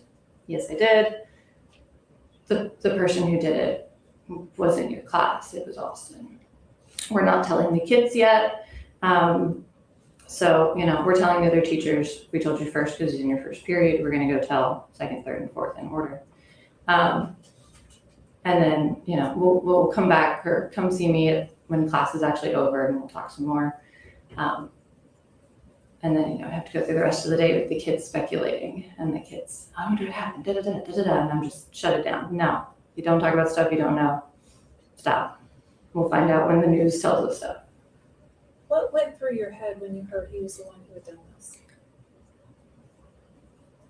At first, it's like shock and awe. It's the whole, this never happens. The likelihood of knowing someone who had done something newsworthy like that just is not, it's not believable. It's just surprising or shocking. There was no part of me that was like, saw that coming. There was no part of me that was like, okay. It was all very much, are you sure? Are we positive? Are we sure? Like, it was a lot of that, like, disbelief, the shock, no, that's not it. Different person. Different person. Had to be a different person. So he was in your first period on October 13th, the day this happened. Correct. The 13th we came to school and then it happened that evening, yes, sorry. Did you notice anything that morning? Anything different about him? No. Your Honor, may I approach? Yes.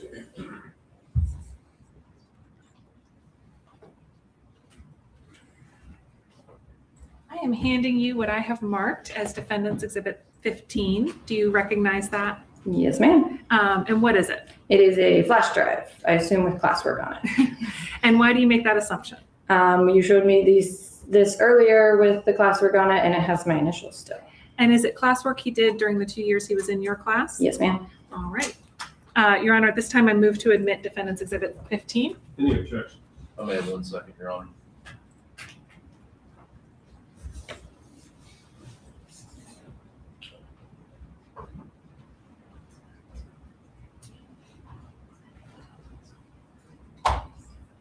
Yeah. It's allowed. And if we may publish on the screen, Your Honor. Now, Ms. Mulholland, do you have a copy on printed out on paper in front of you? I do. If it's easier to reference that, you can, but we're gonna follow along up here. Yes, ma'am. Okay? So in 2021, that would have been his freshman year, is that right? Correct. What is this piece of paper that we're looking at? So that is a student survey about me that I have the students fill out on the first day of class. I still use a very similar version. I've made some modifications. But at the time that I was at Nightdale, I used this one all 3 years that I was there. And so you used it also in 2022? Yes. Go to the next slide. And is this the one that he did in 2022? Yes, sir. And we go to the next slide. So are these the two of them side by side? Yes, ma'am. And the one on the left is from when he was a freshman? Correct, yeah. When he wrote in marker and I told him not to. So he was not supposed to write in marker? They always want to grab random things. I think I have these like name tags that are dry erase and they're always trying to write with the dry erase markers on paper and I'm like, stop, you'll ruin it. So that's most likely what was going on. So in his freshman year, as he filled out this all about me first day of school survey, can you walk me through what he sort of said to the different questions? Yeah, so some of the questions are just kind of filler questions to get them started. If you hand somebody a blank sheet of paper, they get nervous and don't want to do it. So, we started at the top with easy stuff, like what's your name? And then what do you want me to call you? For Jonathans who go by John. What class period are we in? When's your birthday? Favorite colors, things that are pretty easy to do. We move into like hobbies and interests and those kinds of things. And he said play games, right? And then I like to ask who students live with, just because I have found that not everybody lives in a, 2 parents and a sibling kind of household. And that way too, I know when I'm talking to them how to reference their family situation, their home situation. I find a lot of students leave the one about like, what do you like to read? They leave that one blank. Not realizing that like TikTok and Instagram have words on them that you're reading. And then the ones that I really like to look at are greatest accomplishments, the grade they want to earn, and then like kind of the bottom half, I guess. And so whenever a lot of kids, especially 9th graders, when I'm like, what's your biggest accomplishment? They're like, I don't know, I'm 14, I don't know, I'm here. But then if you look at his 10th grade year, his biggest accomplishment was getting to the 10th grade. So he's at IGK his freshman year, and then 10th grade year, getting to the 10th grade, like making it to the 10th grade, which is an accomplishment for some kids. And then he said his favorite subject, right, freshman year, he said it was PE, and then sophomore year, he said it was history, which, PE is either your favorite or your least favorite, depending on what kind of person you are. But for a 9th grade boy, that's pretty standard. But for it to be a real class in 10th grade, I feel like shows some growth. And then what he expected to earn his 9th grade year, he said he wanted to B because he didn't want to put in the effort for an A. But then in 10th grade, he said he would earn an A because he knew that he should, that he knew that he could. And to me, that's like, I can do this. I don't, kind of vibe. And then I like what can I do to make you successful? And then what do you need to be successful? And he didn't know freshman year. He's like, I guess a lot of kids are like, I don't know what I need from a teacher. They're like, I don't know. I have some kids, right? Like, tell me the answers. I'm like, that's just not how this works. But then if you look at sophomore year, he said he needed me to answer his questions and that he would be successful as long as I was answering the questions he asked. And so I think that too shows some growth of like, he knows he's getting better at asking for what he needs.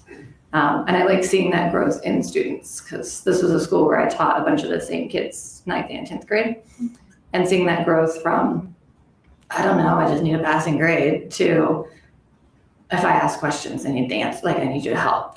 And then like knowing they have to ask for help. Because that tells me not just well, the teacher's here to help me, but it tells me that they know they have to ask for that help. So it sounds to me like you do a lot of work to try to foster growth across the board for your kids. Is that fair? Yes. And you monitor for that sometimes in using the same assignments multiple years. Yes, ma'am. If we could go to the next slide. What are we seeing? Now, this is 2021, so that we're back to freshman year. What are we seeing on this slide? So this was an assignment where students chose, I think it was a novel, it might have been a short story, and they had to pick a novel or short story where the main character, had some obvious difference from them. So a male student could pick a novel with a female protagonist, or a student who identified as straight could pick a novel where the main character identified as not straight. That kind of vibe, right? And then the goal of it was because we were talking a lot about identity and like where your identity comes from, but also trying to foster that whole, our identities are different, but we can find common ground. And so I don't remember which novel or short story he picked, but it appears the main character was female.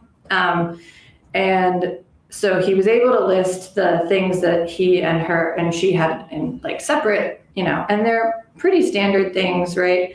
That the girl in the story drank alcohol and he hadn't at that point. That she was an immigrant, he was not. That she's she's Iranian and he's American. Those kinds of things. But the thing I was really looking for here were the similarities, because that was the goal, was to be able to identify similarities, not just differences. And so he picked up on things like they're both in high school, they both identified as straight, they both lived in America, and they both had married like parents who were still together. And so and there was additional, I think there was something else we had to do with this where they had to like look for something else. But this was kind of the first step to it.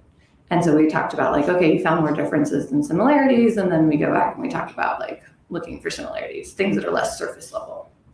And so this was a pretty individualized assignment. Yeah. Is that right? We can go to the next slide. So what are we looking at? And it's hard to see on the edge over here, but this says 2021, so back to freshman year. What are we looking at on this piece of paper here and onto here? So this is another assignment that I reuse year after year. It's a poem called Did I Miss Anything?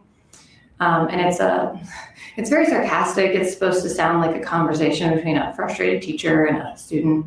And the student asks the standard, what did I miss yesterday kind of question. And the teacher doesn't respond helpfully with do page 12 in the textbook, but with silly things like nothing, we don't do anything when you're not here, or everything.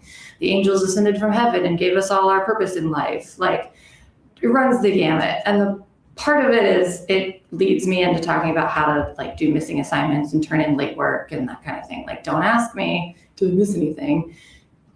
Here's what you need to do, right? And if you're confused, then you ask me questions about specific assignments or tasks. But it also helps lead into talking about like tone and mood, because the tone is very sarcastic coming from the teacher or the responder. And we also get to talk about like perspectives, but then it kind of leads into talking about theme and message down at the bottom, the final question. And you said you work on it year after year. Do you ask similar questions in this category here? Yeah, I modify the questions a little bit from one year to the next, just because we look for different things, different years. Ninth grade, we're talking a lot about like tone and vocabulary. And then by 10th grade, it's more of like, you should already identify tone. Let's go to the next level, like step. And so was this Austin's submission of those questions for his 10th grade year? Yes, ma'am. If you go to the next slide. So you mentioned that the questions are slightly different, but there's still a lot of overlap. Is that right? The final question is usually the same. And so the first question is, who is asking the question in the title? Correct. And it's pretty much the same for both years. Is that right? Yeah, that was kind of the gimme one. Can you talk me through his answers from year to year? Yeah, so if you look at So the first year, I just asked who's asking the question in the title. But then the second year, the question is who's asking the question in the title and how do you know? Because we're looking at text evidence, right? So the first year, he gave me the right answer both times, saying that it's a student who had been absent. But then the second year, he's telling me the teacher is not going to ask a student what they missed because they weren't there, right? Like he's using his logic. So yeah. Coming down to that last question, which I think is the same in both. I believe so, yeah. What is the overall message of this poem? How do you know? Explain it to me. Can you look at those two answers and walk me through the differences between his freshman and sophomore year? Yeah, you can tell just visually that the answer is longer his sophomore year, that he's added more detail. And again, he had the right answer both times based on what I was looking for. But if you look at his freshman year, he says, the overall message of the poem is to be present in class. When you're not present, nothing significant can occur. And if you're not in class, no classwork, no quizzes, no tests can get done. Right? And so what most of the kids meant when they said nothing significant can occur is they're like, you're not here to learn. Like you can't learn whatever it is we did. Yeah, you can do the assignment, but you can't. Like you missed whatever the conversation was. And then his sophomore year, like I said, it's much longer. He still got the same vibe, right? The overall message of the poem is that students need to go to class and go to school and not miss school. It's because he says, take as many days off as you like. Activities we undertake as a class, I assure you will not matter. Wait. Oh, I'm sorry. Can you start over after the, not the school? I think this is because he says, take as many days off as you like. Any activities we undertake, okay. As a class, I assure you, will not matter either to you or to me, and are without purpose. In stanza 3, which means he's being sarcastic, and the value does not have meaning, and you should come to school. So he's getting much better at like using his text evidence. He's getting better at picking up on the tone, telling that it's sarcastic, figuring out that like the important part of school is the conversations and the interactions. You can go to the next slide. And Ms. Mulholland, did you regularly do sort of prompts where the kids had to make responses every day? Yeah, so we did it on a 2-week rotation. We'd do 2 weeks of journals and 2 weeks of grammar, and the grammar was sentences from their journal responses. And so is this, now the date down here is 2022, so we're into sophomore year. Is this a journal response that Austin did for one of those weeks? Yes. And I want to look specifically at what's here in the purple. Can you tell me, the question here is, what is empathy? And what does it mean to you, and how does someone show empathy to others? Could you read Austin's response? Yes. He said, and I gave them the option to also like look it up. They just had to tell me where they got their definition from. And so he started with, the Google Dictionary definition is the ability to understand and share the feelings of another. I think the reason empathy is the trait for August and September is for people to be more kind to each other. Empathy to me means to be nice to other people and understand their feelings. Someone shows empathy to others by being kind to others. People can also show empathy by not being rude to other people and by making their day better.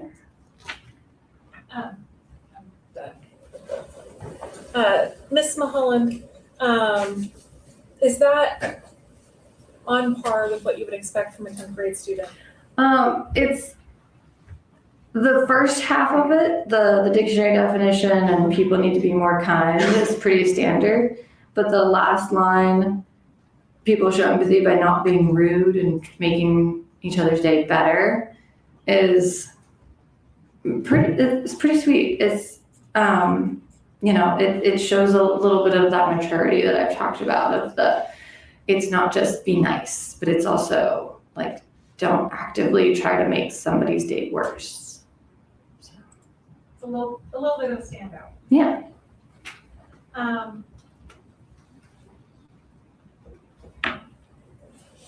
No further questions. Cross-examination.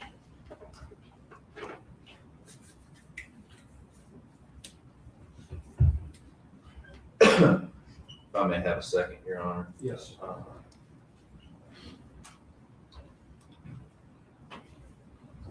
Ms. Mulholland, so you taught Austin English, correct? Correct.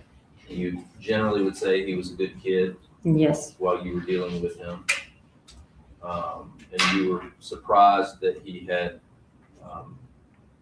killed so many people and shot the others, fair? Yes. And I think you said your response was, no, not him, gotta be somebody else, right? Correct. But you know now that it was him, Correct. right?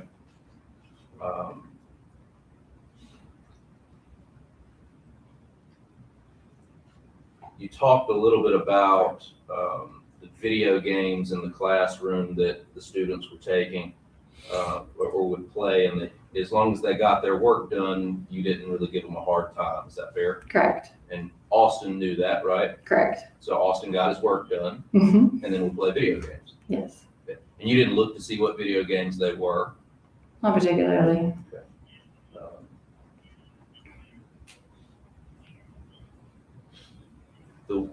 And then you kind of went through some schoolwork just now that Austin had performed for you. Is that fair? Yes.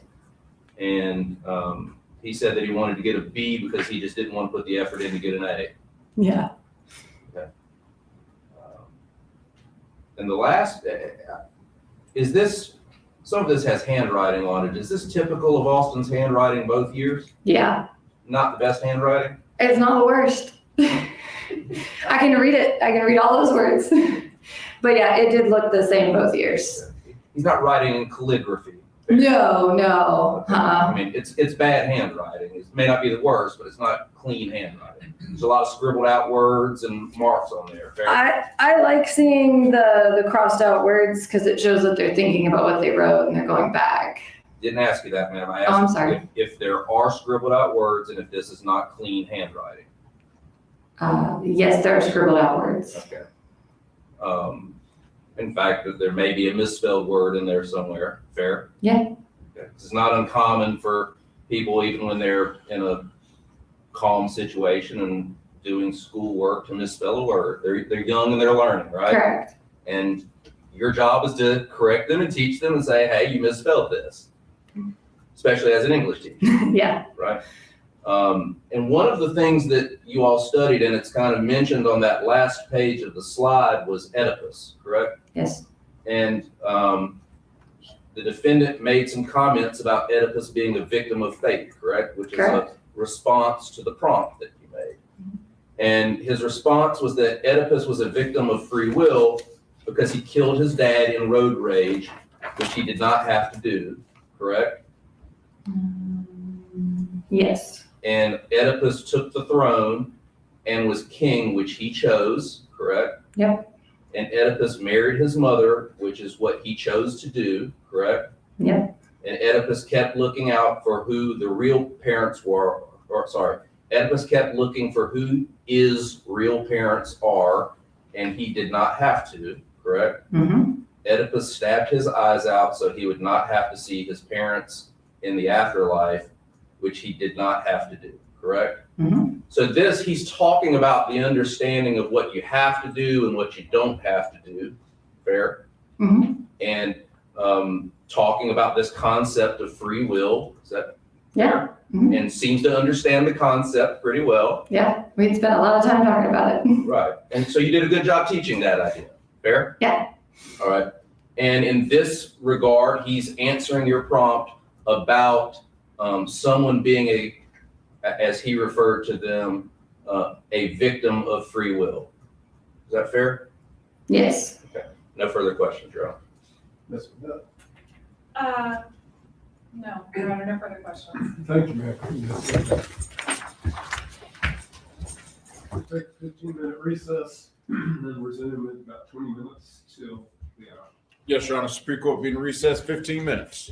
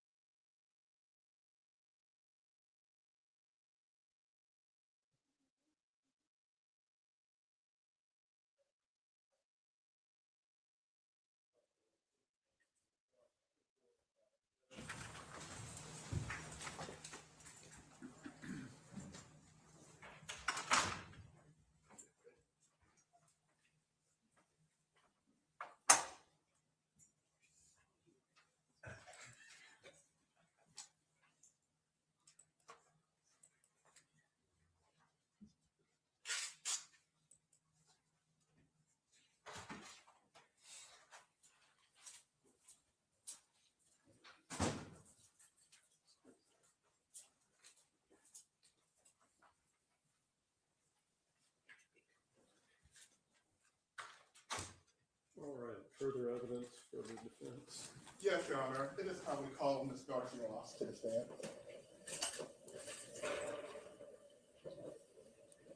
What was that name, counsel? Darcy Ross, D-A-R-C-I-E, Ross. Good morning, Ms. Darcy Ross. Place your left hand on the Bible, raise your right, face Madam Clerk. You solemnly swear the testimony you give the court will be the truth, the whole truth, and nothing but the truth, so help you God. I do. Thank you. You may be seated.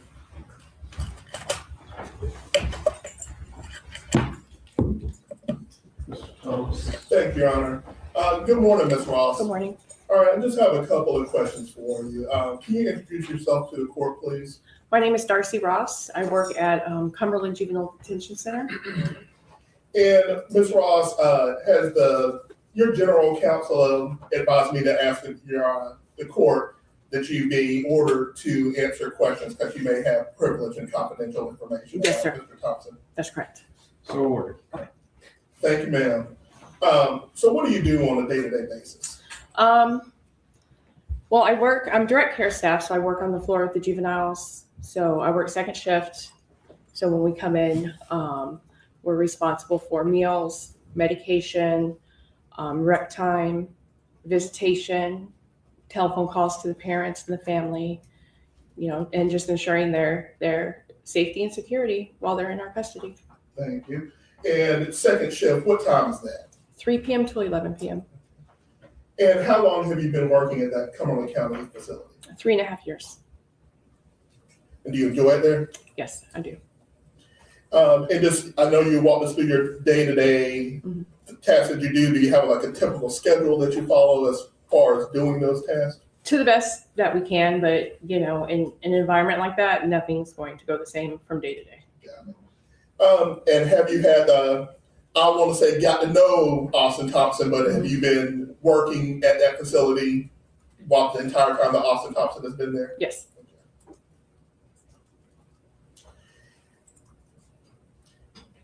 And you said, but are you the behavioral specialist at the jail? And specifically, what does that mean? I guess basically trained into de-escalation, a lot of counseling. Of course, most of the juveniles are emotional when they come in there, so I talk with them, help them work out their emotions. If they're having altercations with another juvenile, kind of just de-escalate any potentially explosive situations. And are you also responsible for the status and classification of the residents while they're there? As in, what do you mean? Okay. Do the kids there have different status levels? Yeah, they have different levels. So all the staff is responsible for that. So any staff working can write a behavioral summary, negative or positive, can deduct the level if need be. Gotcha. So we're 3 officers being responsible for Yeah. all of them are responsible for. Yeah. Tell me about those different statuses and classifications at your facility. So when you first come in, you come in on bronze. So that's just your basic level. You don't get any extra privileges in the facility, and you're that way for about 2 weeks. And then you move up to silver. And for silver, you get extra time on the phone. We have MP3 players on second shift they can listen to, and they get canteen on Fridays. And then you go up to gold. In 3 weeks from that, you go to gold. And then you get all those privileges, but an extra phone call, an extra visit, and you can use the Nintendo Switch. What was the last one? Nintendo Switch. And we've heard a lot about video games. Yes, sir. Are video games still utilized as a tool in your facility? I wouldn't call it a tool. It's an incentive to show them, a lot of negative behaviors and negative perceptions they come in with, and I guess give them incentives to do the right thing and follow the right path, and show them there's rewards for good behavior. And do you guys monitor the games that Yes. they play while on the Switch? We do. What kind of games can they play?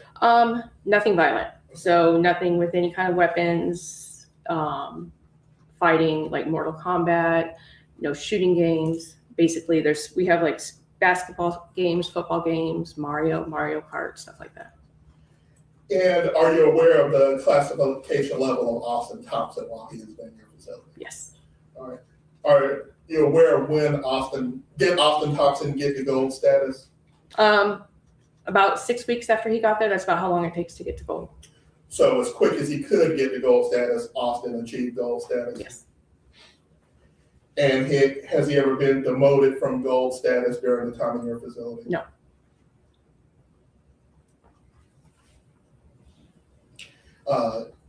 Is keeping that gold status important to a lot of kids in that facility? It is. You get a lot of incentives to stay on gold. And things like fighting or disrespecting or causing any kind of security issues would get a person demoted from that gold status. Basically, any rule infraction can get you taken off gold.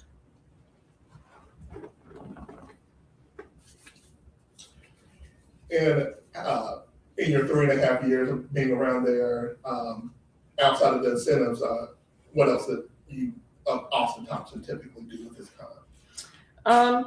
He spent a lot of time since he's on gold. One of the incentives I didn't mention was they get a tablet on second shift in their room, and there's movies on there, so he can watch movies. He plays his Nintendo Switch, listens to music, reads books, and then, of course, rec time, he'll come out or go play basketball when they go outside. And similar with the games and the Nintendo Switch, I'm assuming these movies and books are also monitored. Correct. And what kind of movies and books are allowed in your facility? Movies have to be PG-13 or under. And even some PG-13 movies, if we start to see something inappropriate, we'll turn it off.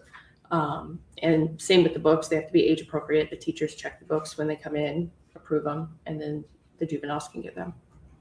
And it was Austin known for reading a lot of books while he was in there? Yes, sir. And where did his books go once he was done with them? He would donate them to me to let the kids read.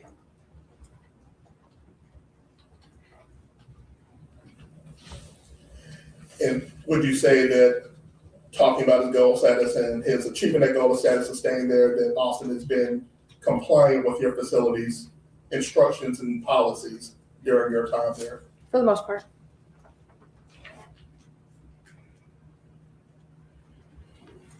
No further questions. Thank you, Ms. Ross. Cross-examination. Very briefly, Your Honor.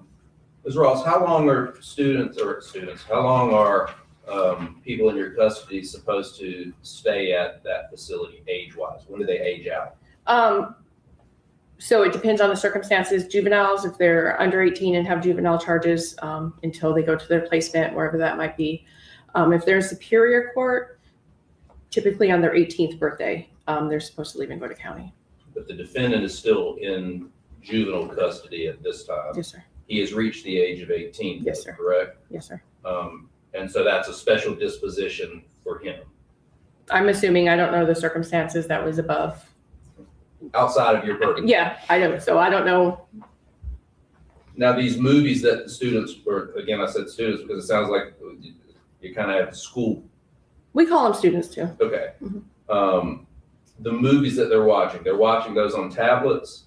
Well, they come out for, we call it floor time, but basically it's they get to come out of the room and watch movies as a group. And we pick the movies for them. And on the tablets, yes, there are some movies on the tablets that, we don't pick those movies. Those come from Raleigh somewhere and go on the tablets. Okay. The games, you said there's no violent games. Correct. The books, who makes the determination about what types of books these people are allowed to read? Well, we have some pretty standard rules. They can't be violent. They can't be hardback. And when the parents bring them in, we let the teachers review the books, and then they go to the juveniles. Okay.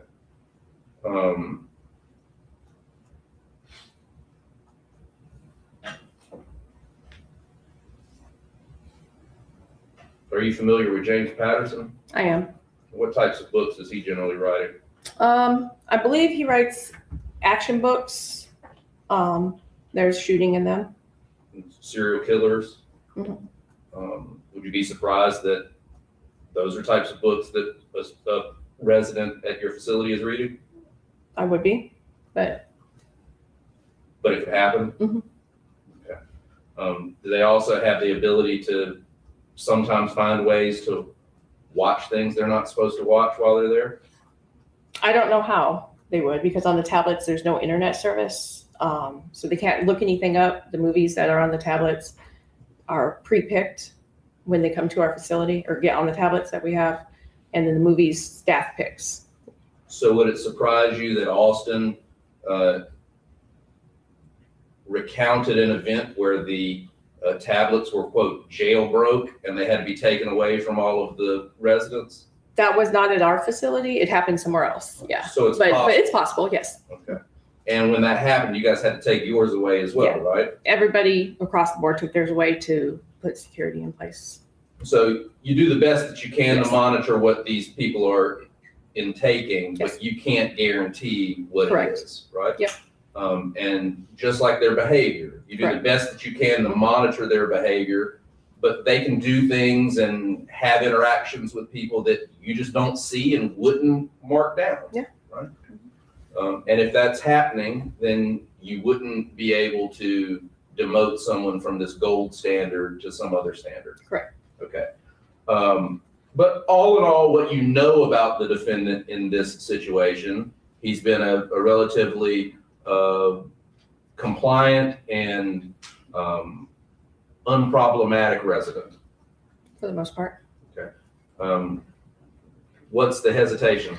He never crossed the line. Austin did sometimes like to push the line and get there. Tell us about that. Being redirected, sometimes he'd get really upset and he'd mumble under his breath, you know. Can't really hear what he's saying, but we redirect that, you know, hey, Austin, don't mumble under your breath. You were told to do something, just do it. Stuff like that. Or playing basketball with the kids. He'd hit one of them in the shins with the basketball. Had to be redirected for that. Okay. Instances like that.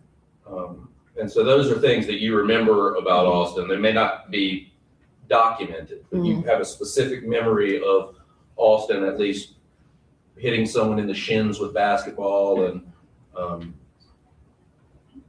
pushing the line, if not crossing. A few of those instances are documented. We don't make it a habit of just the first time they do something bad or even the second time taking a level they work hard to get there. And it is a therapeutic environment we try to be. So we try to redirect the behavior. And if they're compliant, then yeah, we're not going to just yank everything away from them. But so some of the stuff is documented. Okay.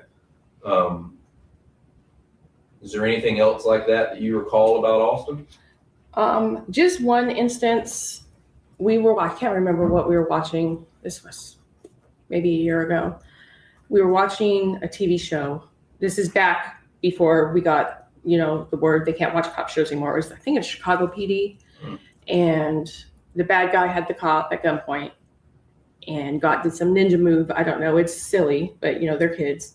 Gets out of it. And when the kids is like, Miss Ross, could you do that? And I'm like, I sure could. Get away. Don't mess with me. You know, and Austin made the comment, something to the effect, can I be the one to try that? So he wanted to be the one to try the ninja move on you. And that is documented in the behavior summary because it was something I felt was significant. Did he lose a privilege from that? No, I told him that's inappropriate. I don't ever want to hear you talk like that again. If I hear it, you will automatically lose your level. Do you remember when that happened? Not specifically, no. Okay. We've heard some testimony about some statements that the defendant made about being able to hear shooting range from that facility. Is that accurate? Yes, there's a shooting range somewhere behind the facility. And you can't hear those sometimes? Yes. Has he ever said anything to you about that? He just makes comments. Such You know, as? you hear that, all that, I can't even specifically remember, but they'll be on the basketball court and you can hear them shooting and, Miss Ross, you hear that? And I'm like, yeah, I play basketball. Seem to be interested in that? Yes. Okay. No other questions, Your Honor. Just very briefly, I think Ms. Ross, you had said that fair to say that Austin had a sassy mouth. Yes. But even with that, when you redirected him and told him chill out or stop, he was compliant and Yes. listened to that. It did not go any further. Correct. Nothing further, Your Honor. No other questions. Thank you, ma'am. You may step down.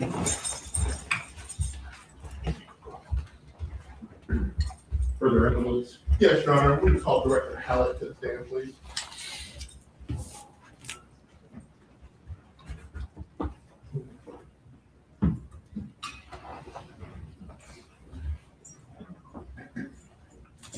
Good morning, Director Hallett.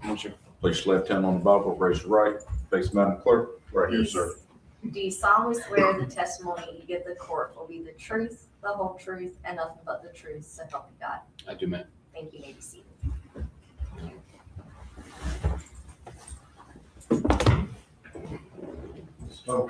Thank you, Your Honor.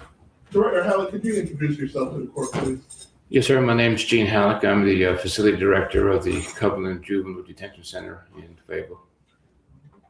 And, Your Honor, we would, similar order, do you have privileged and confidential information that your general counsel has told you that you need to be ordered in order to testify here today? Yes, sir. Your Honor. So ordered. Yes, sir. Director Hallett, what do you do on a day-to-day basis? I've got an administrative role. I oversee staffing operations and make sure that procedures and policies are followed. Make sure we're within compliance. I don't do any direct care supervision of the juveniles. Got it. And so mostly you're hiring and firing employees and going through policies and things of that nature? Yes, sir. Okay. And how long have you been in that position? Going on 21 years. And how many kids are in your facility at any given time? Anywhere between 18 and 25. And how many kids are in and out of your facility on an annual basis? It's been while since I checked, but probably somewhere around 300, 350. It's fair to say that sometimes your facility is overcrowded and more kids than you should have at any given time. Yes, sir. And so what does your typical day-to-day look like? My typical Yeah, day-to-day? typical day-to-day. I mean, again, I would make sure that everything's operating well. We got enough staff on the floor. People following policies, check in with our nutritional specialists, make sure our cook is here and things right in the kitchen, make sure that our management staff got enough employees to be able to manage and run the floor. And with that, you don't have much interaction with the kids or students in your facility. So how did you come to be in contact with Mr. Austin Thompson? How did you first get him in your facility? We received Austin straight from the hospital into our facility, and he was housed in a room within probably 8 foot of the nurse's office and within 8 foot of my office. And is that unusual for a person to be housed where Austin was housed initially when he came to your facility? It's not unusual. The room was available, but given his medical situation, we felt that it was best for him to be closer to the nursing station. And so how long was he in that, I guess, that spot where he was close to your office and to that nurse's facility? Probably 18 months or so. And so for the first 18 months or so, he was in very close proximity to your office? Yes, sir, within 8 foot. And what kind of, I guess, what were the medical concerns that you had for Austin in your facility? Well, he had some serious medical issues when he was at the hospital, and so when he left, it was important for us to have him close to the nurse so we could take care of his medical needs. He had a lot going on with his head injury. And was your facility specifically chosen because of your, I guess, medical care that you guys will be able to provide? That was a decision done by leadership in Raleigh, so I'm not real sure on that, sir. Because typically he might have been held in Wake County, is that fair to say? Yes, sir. But he was transferred and has spent the vast majority of his time since his incident in Cumberland County in your facility. I think, yes, sir. He came straight from the hospital to our facility. And during this time that he was in that close proximity to your office, did you notice any kind of behavioral problems with Austin at that time? No, sir, no.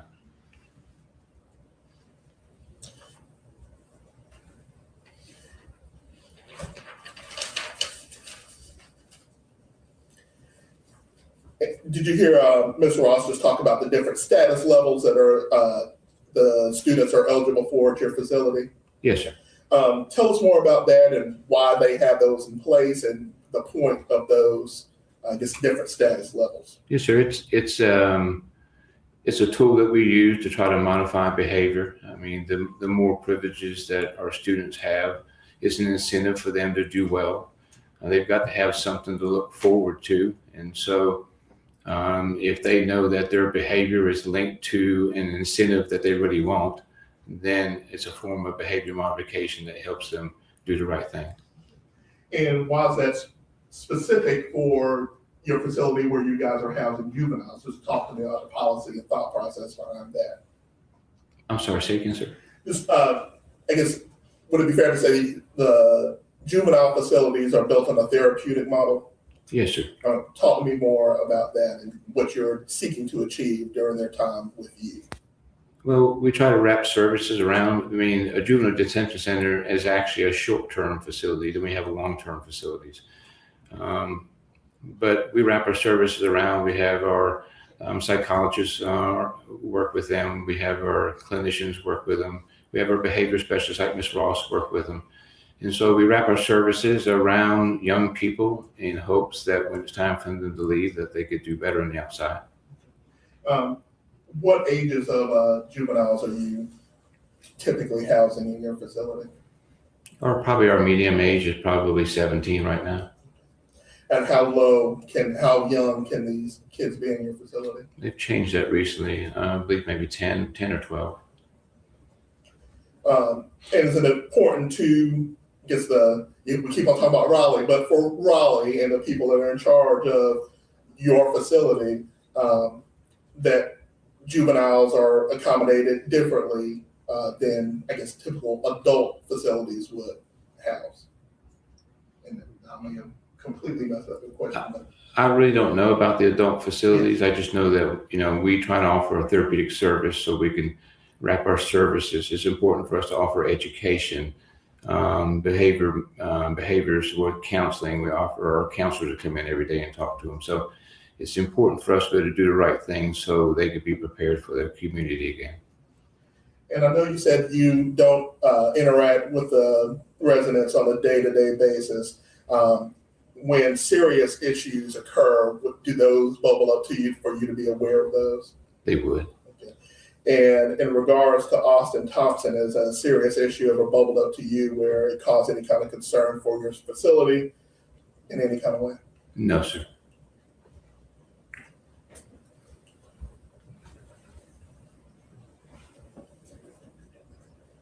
All right. Thank you, Director. Yes, sir. Cross-examination. No questions, Your Honor. Thank you, sir. Thank you, Your Honor. Yes, sir. Further evidence? Yes, Your Honor. We would call Mr. Casey Corey to the stand.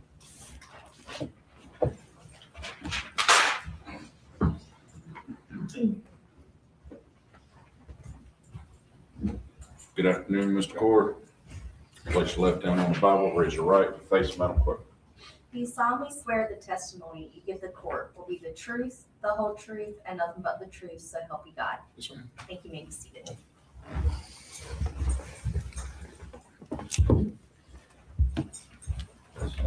Thank you, Mom. Mr. Corey, can you introduce yourself to the court, please? My name is Casey Corey. I'm the Director of Education Services for the North Carolina Department of Juvenile Justice and Delinquency Prevention. And Mr. Corey, have you been informed by the General Counsel of Juvenile Justice that you would need to be ordered in order to testify about any confidential or privileged information in regards to Austin Thompson? Yes, sir. Your Honor, I would ask that you order Mr. Corey to be in the answer. So ordered. Mr. Corey, how long have you been in that position? A little over 2.5 years, sir. And what does that have you doing on a day-to-day basis? So I'm the direct administrator over the 14 facilities for education for the state of North Carolina. We have principals in our youth development centers who provide administrative oversight for education in our regional detention centers. So I also provide oversight for those facilities as well. Any state mandate, federal regulation warranted for any public school unit within the state of North Carolina, I provide that oversight for all of those facilities. And do you know how many students you guys have currently across the state? So currently, right now, we have a little under 500 students in all of our facilities throughout the state. And what is the curriculum like? So it's the standard course of study for the state of North Carolina. We are a local education agency, so all of our facilities have school designation in the state of North Carolina. So I guess if people wanted to kind of diminish the school in there, how does this compare to a quote unquote regular school? It's non-traditional in the sense that we have, adjudicated youth within our facilities, but outside of that, all of our teachers are certified through the state of North Carolina. They take licensure exam just like any other student, any other teacher in any other public school in the state. Why is it important for kids to attend school while they're in country? Well, it's important because my colleagues stated, we're a rehabilitative facility. Our goal and our hope is to make sure that kids can be reintegrated back into their local community based on whatever infraction that, actually got them to the detention or youth development center. Because you're dealing with a population of what ages are you typically dealing with? So we have, as young as 10 all the way up to 18 years of age. We do have special designated facilities for minors under the age of 12 years old. So traditionally in our facilities, we average about 13 to 18 years of age. And how did you come in contact with, are you aware, have you met Austin Thompson prior to today? Only once. Okay. And how did you meet him? At a graduation. Okay. What graduation was it? Tell me about his graduation. Okay. He graduated while he was in where did he graduate from? Cumberland Youth Academy. Cumberland Learning Academy. All of our facilities have a school designation so that they're nondescript on their transcripts when they transition back to the local community. And so they could take that similar to like if he graduated from Rockland High School, Nightdale High School. No different. Why do you go? Why did I go? Yeah. Actually, I attend all the graduations in the state when we have graduates at our facilities. We have several graduations throughout the academic school year. It is a great accomplishment for a juvenile in that particular setting. It's a momentous occasion for their families. So we want to make sure that they have the same due diligence as any regular student, guaranteed in the state of North Carolina.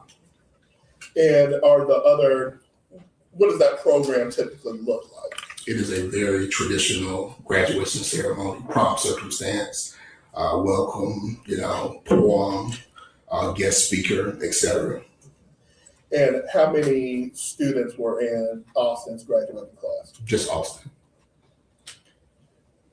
Who was the speaker for his graduation ceremony? It was a local resident who was a previous adjudicated youth who had come back to be the speaker. Why is that important?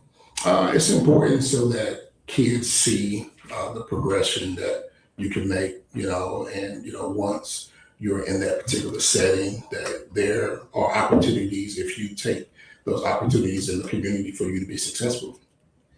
And I know Director Hallett just said he has between 18 and 25 other kids in there at the time. What are the other kids doing while you guys are having this circumstance? So in this particular setting, throughout that programming, kids were almost like the master of ceremonies. So they had different roles and different parts within the program itself. And is it something that you want them to aspire to do? Absolutely.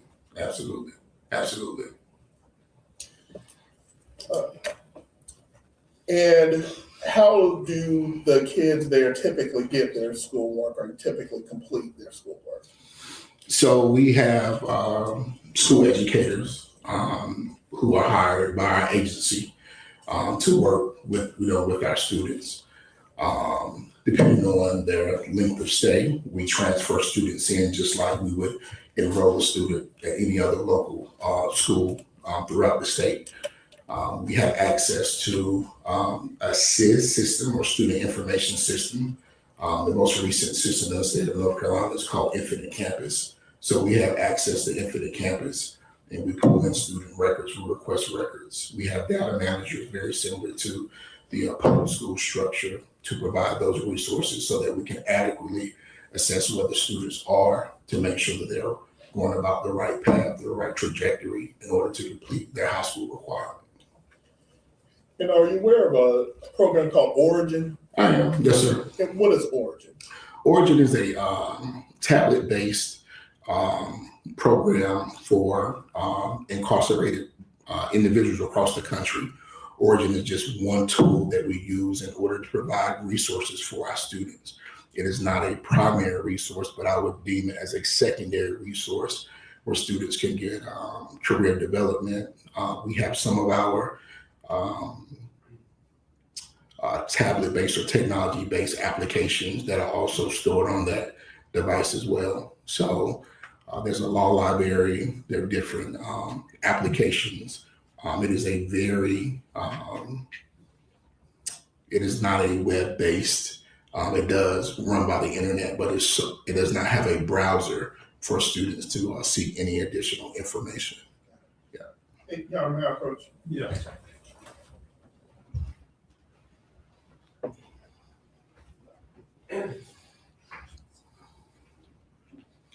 You remember, Coach?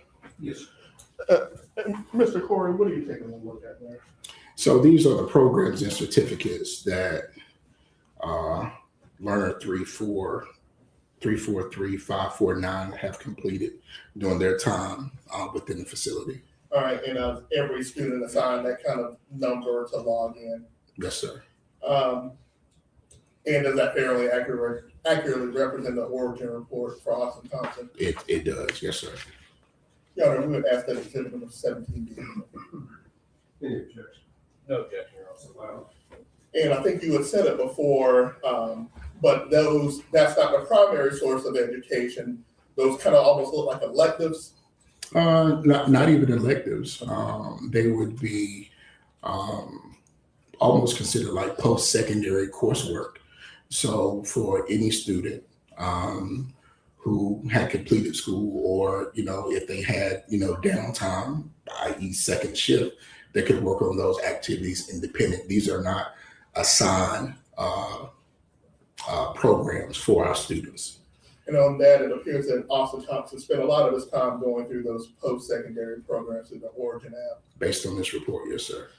And a lot of those kind of endeavor towards what a person would like to do in the future. Is that fair to say? That's very fair.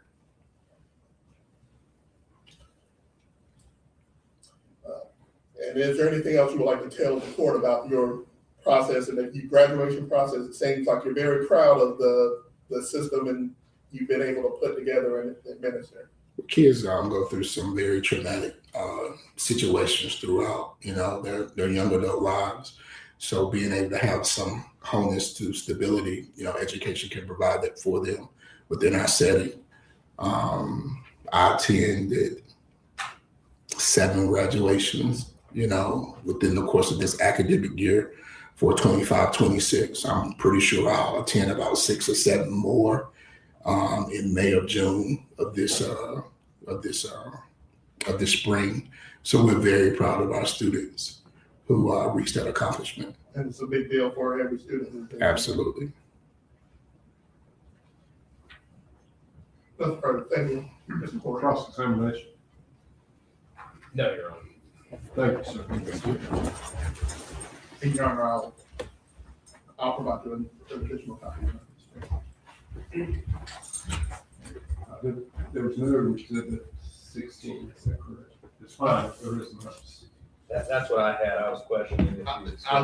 I'll put it in numerical order for the clerk, so I will just whatever number I need to put on it. Whatever. You want to change it to 16? That'd be fine. All right. Yes, So thank you. let the record reflect what was identified as exhibit 17 is being changed to exhibit 16. Thank you. I apologize. It's written 16. Okay. Written. Thank you. All right. Is there further evidence for Yeah, today? No, there is not further evidence for today. All right. So we're going to recess until 9:30 tomorrow morning. There will be further evidence tomorrow morning. And I expect we'll have a full day tomorrow. But we will be in recess for the remainder of today. Council, I have a brief matter to confer with you after we're in recess relating to some exhibits, but otherwise, that's the business recess. Yes, Your Honor, Superior Court being recessed till tomorrow morning, 09:30 hours.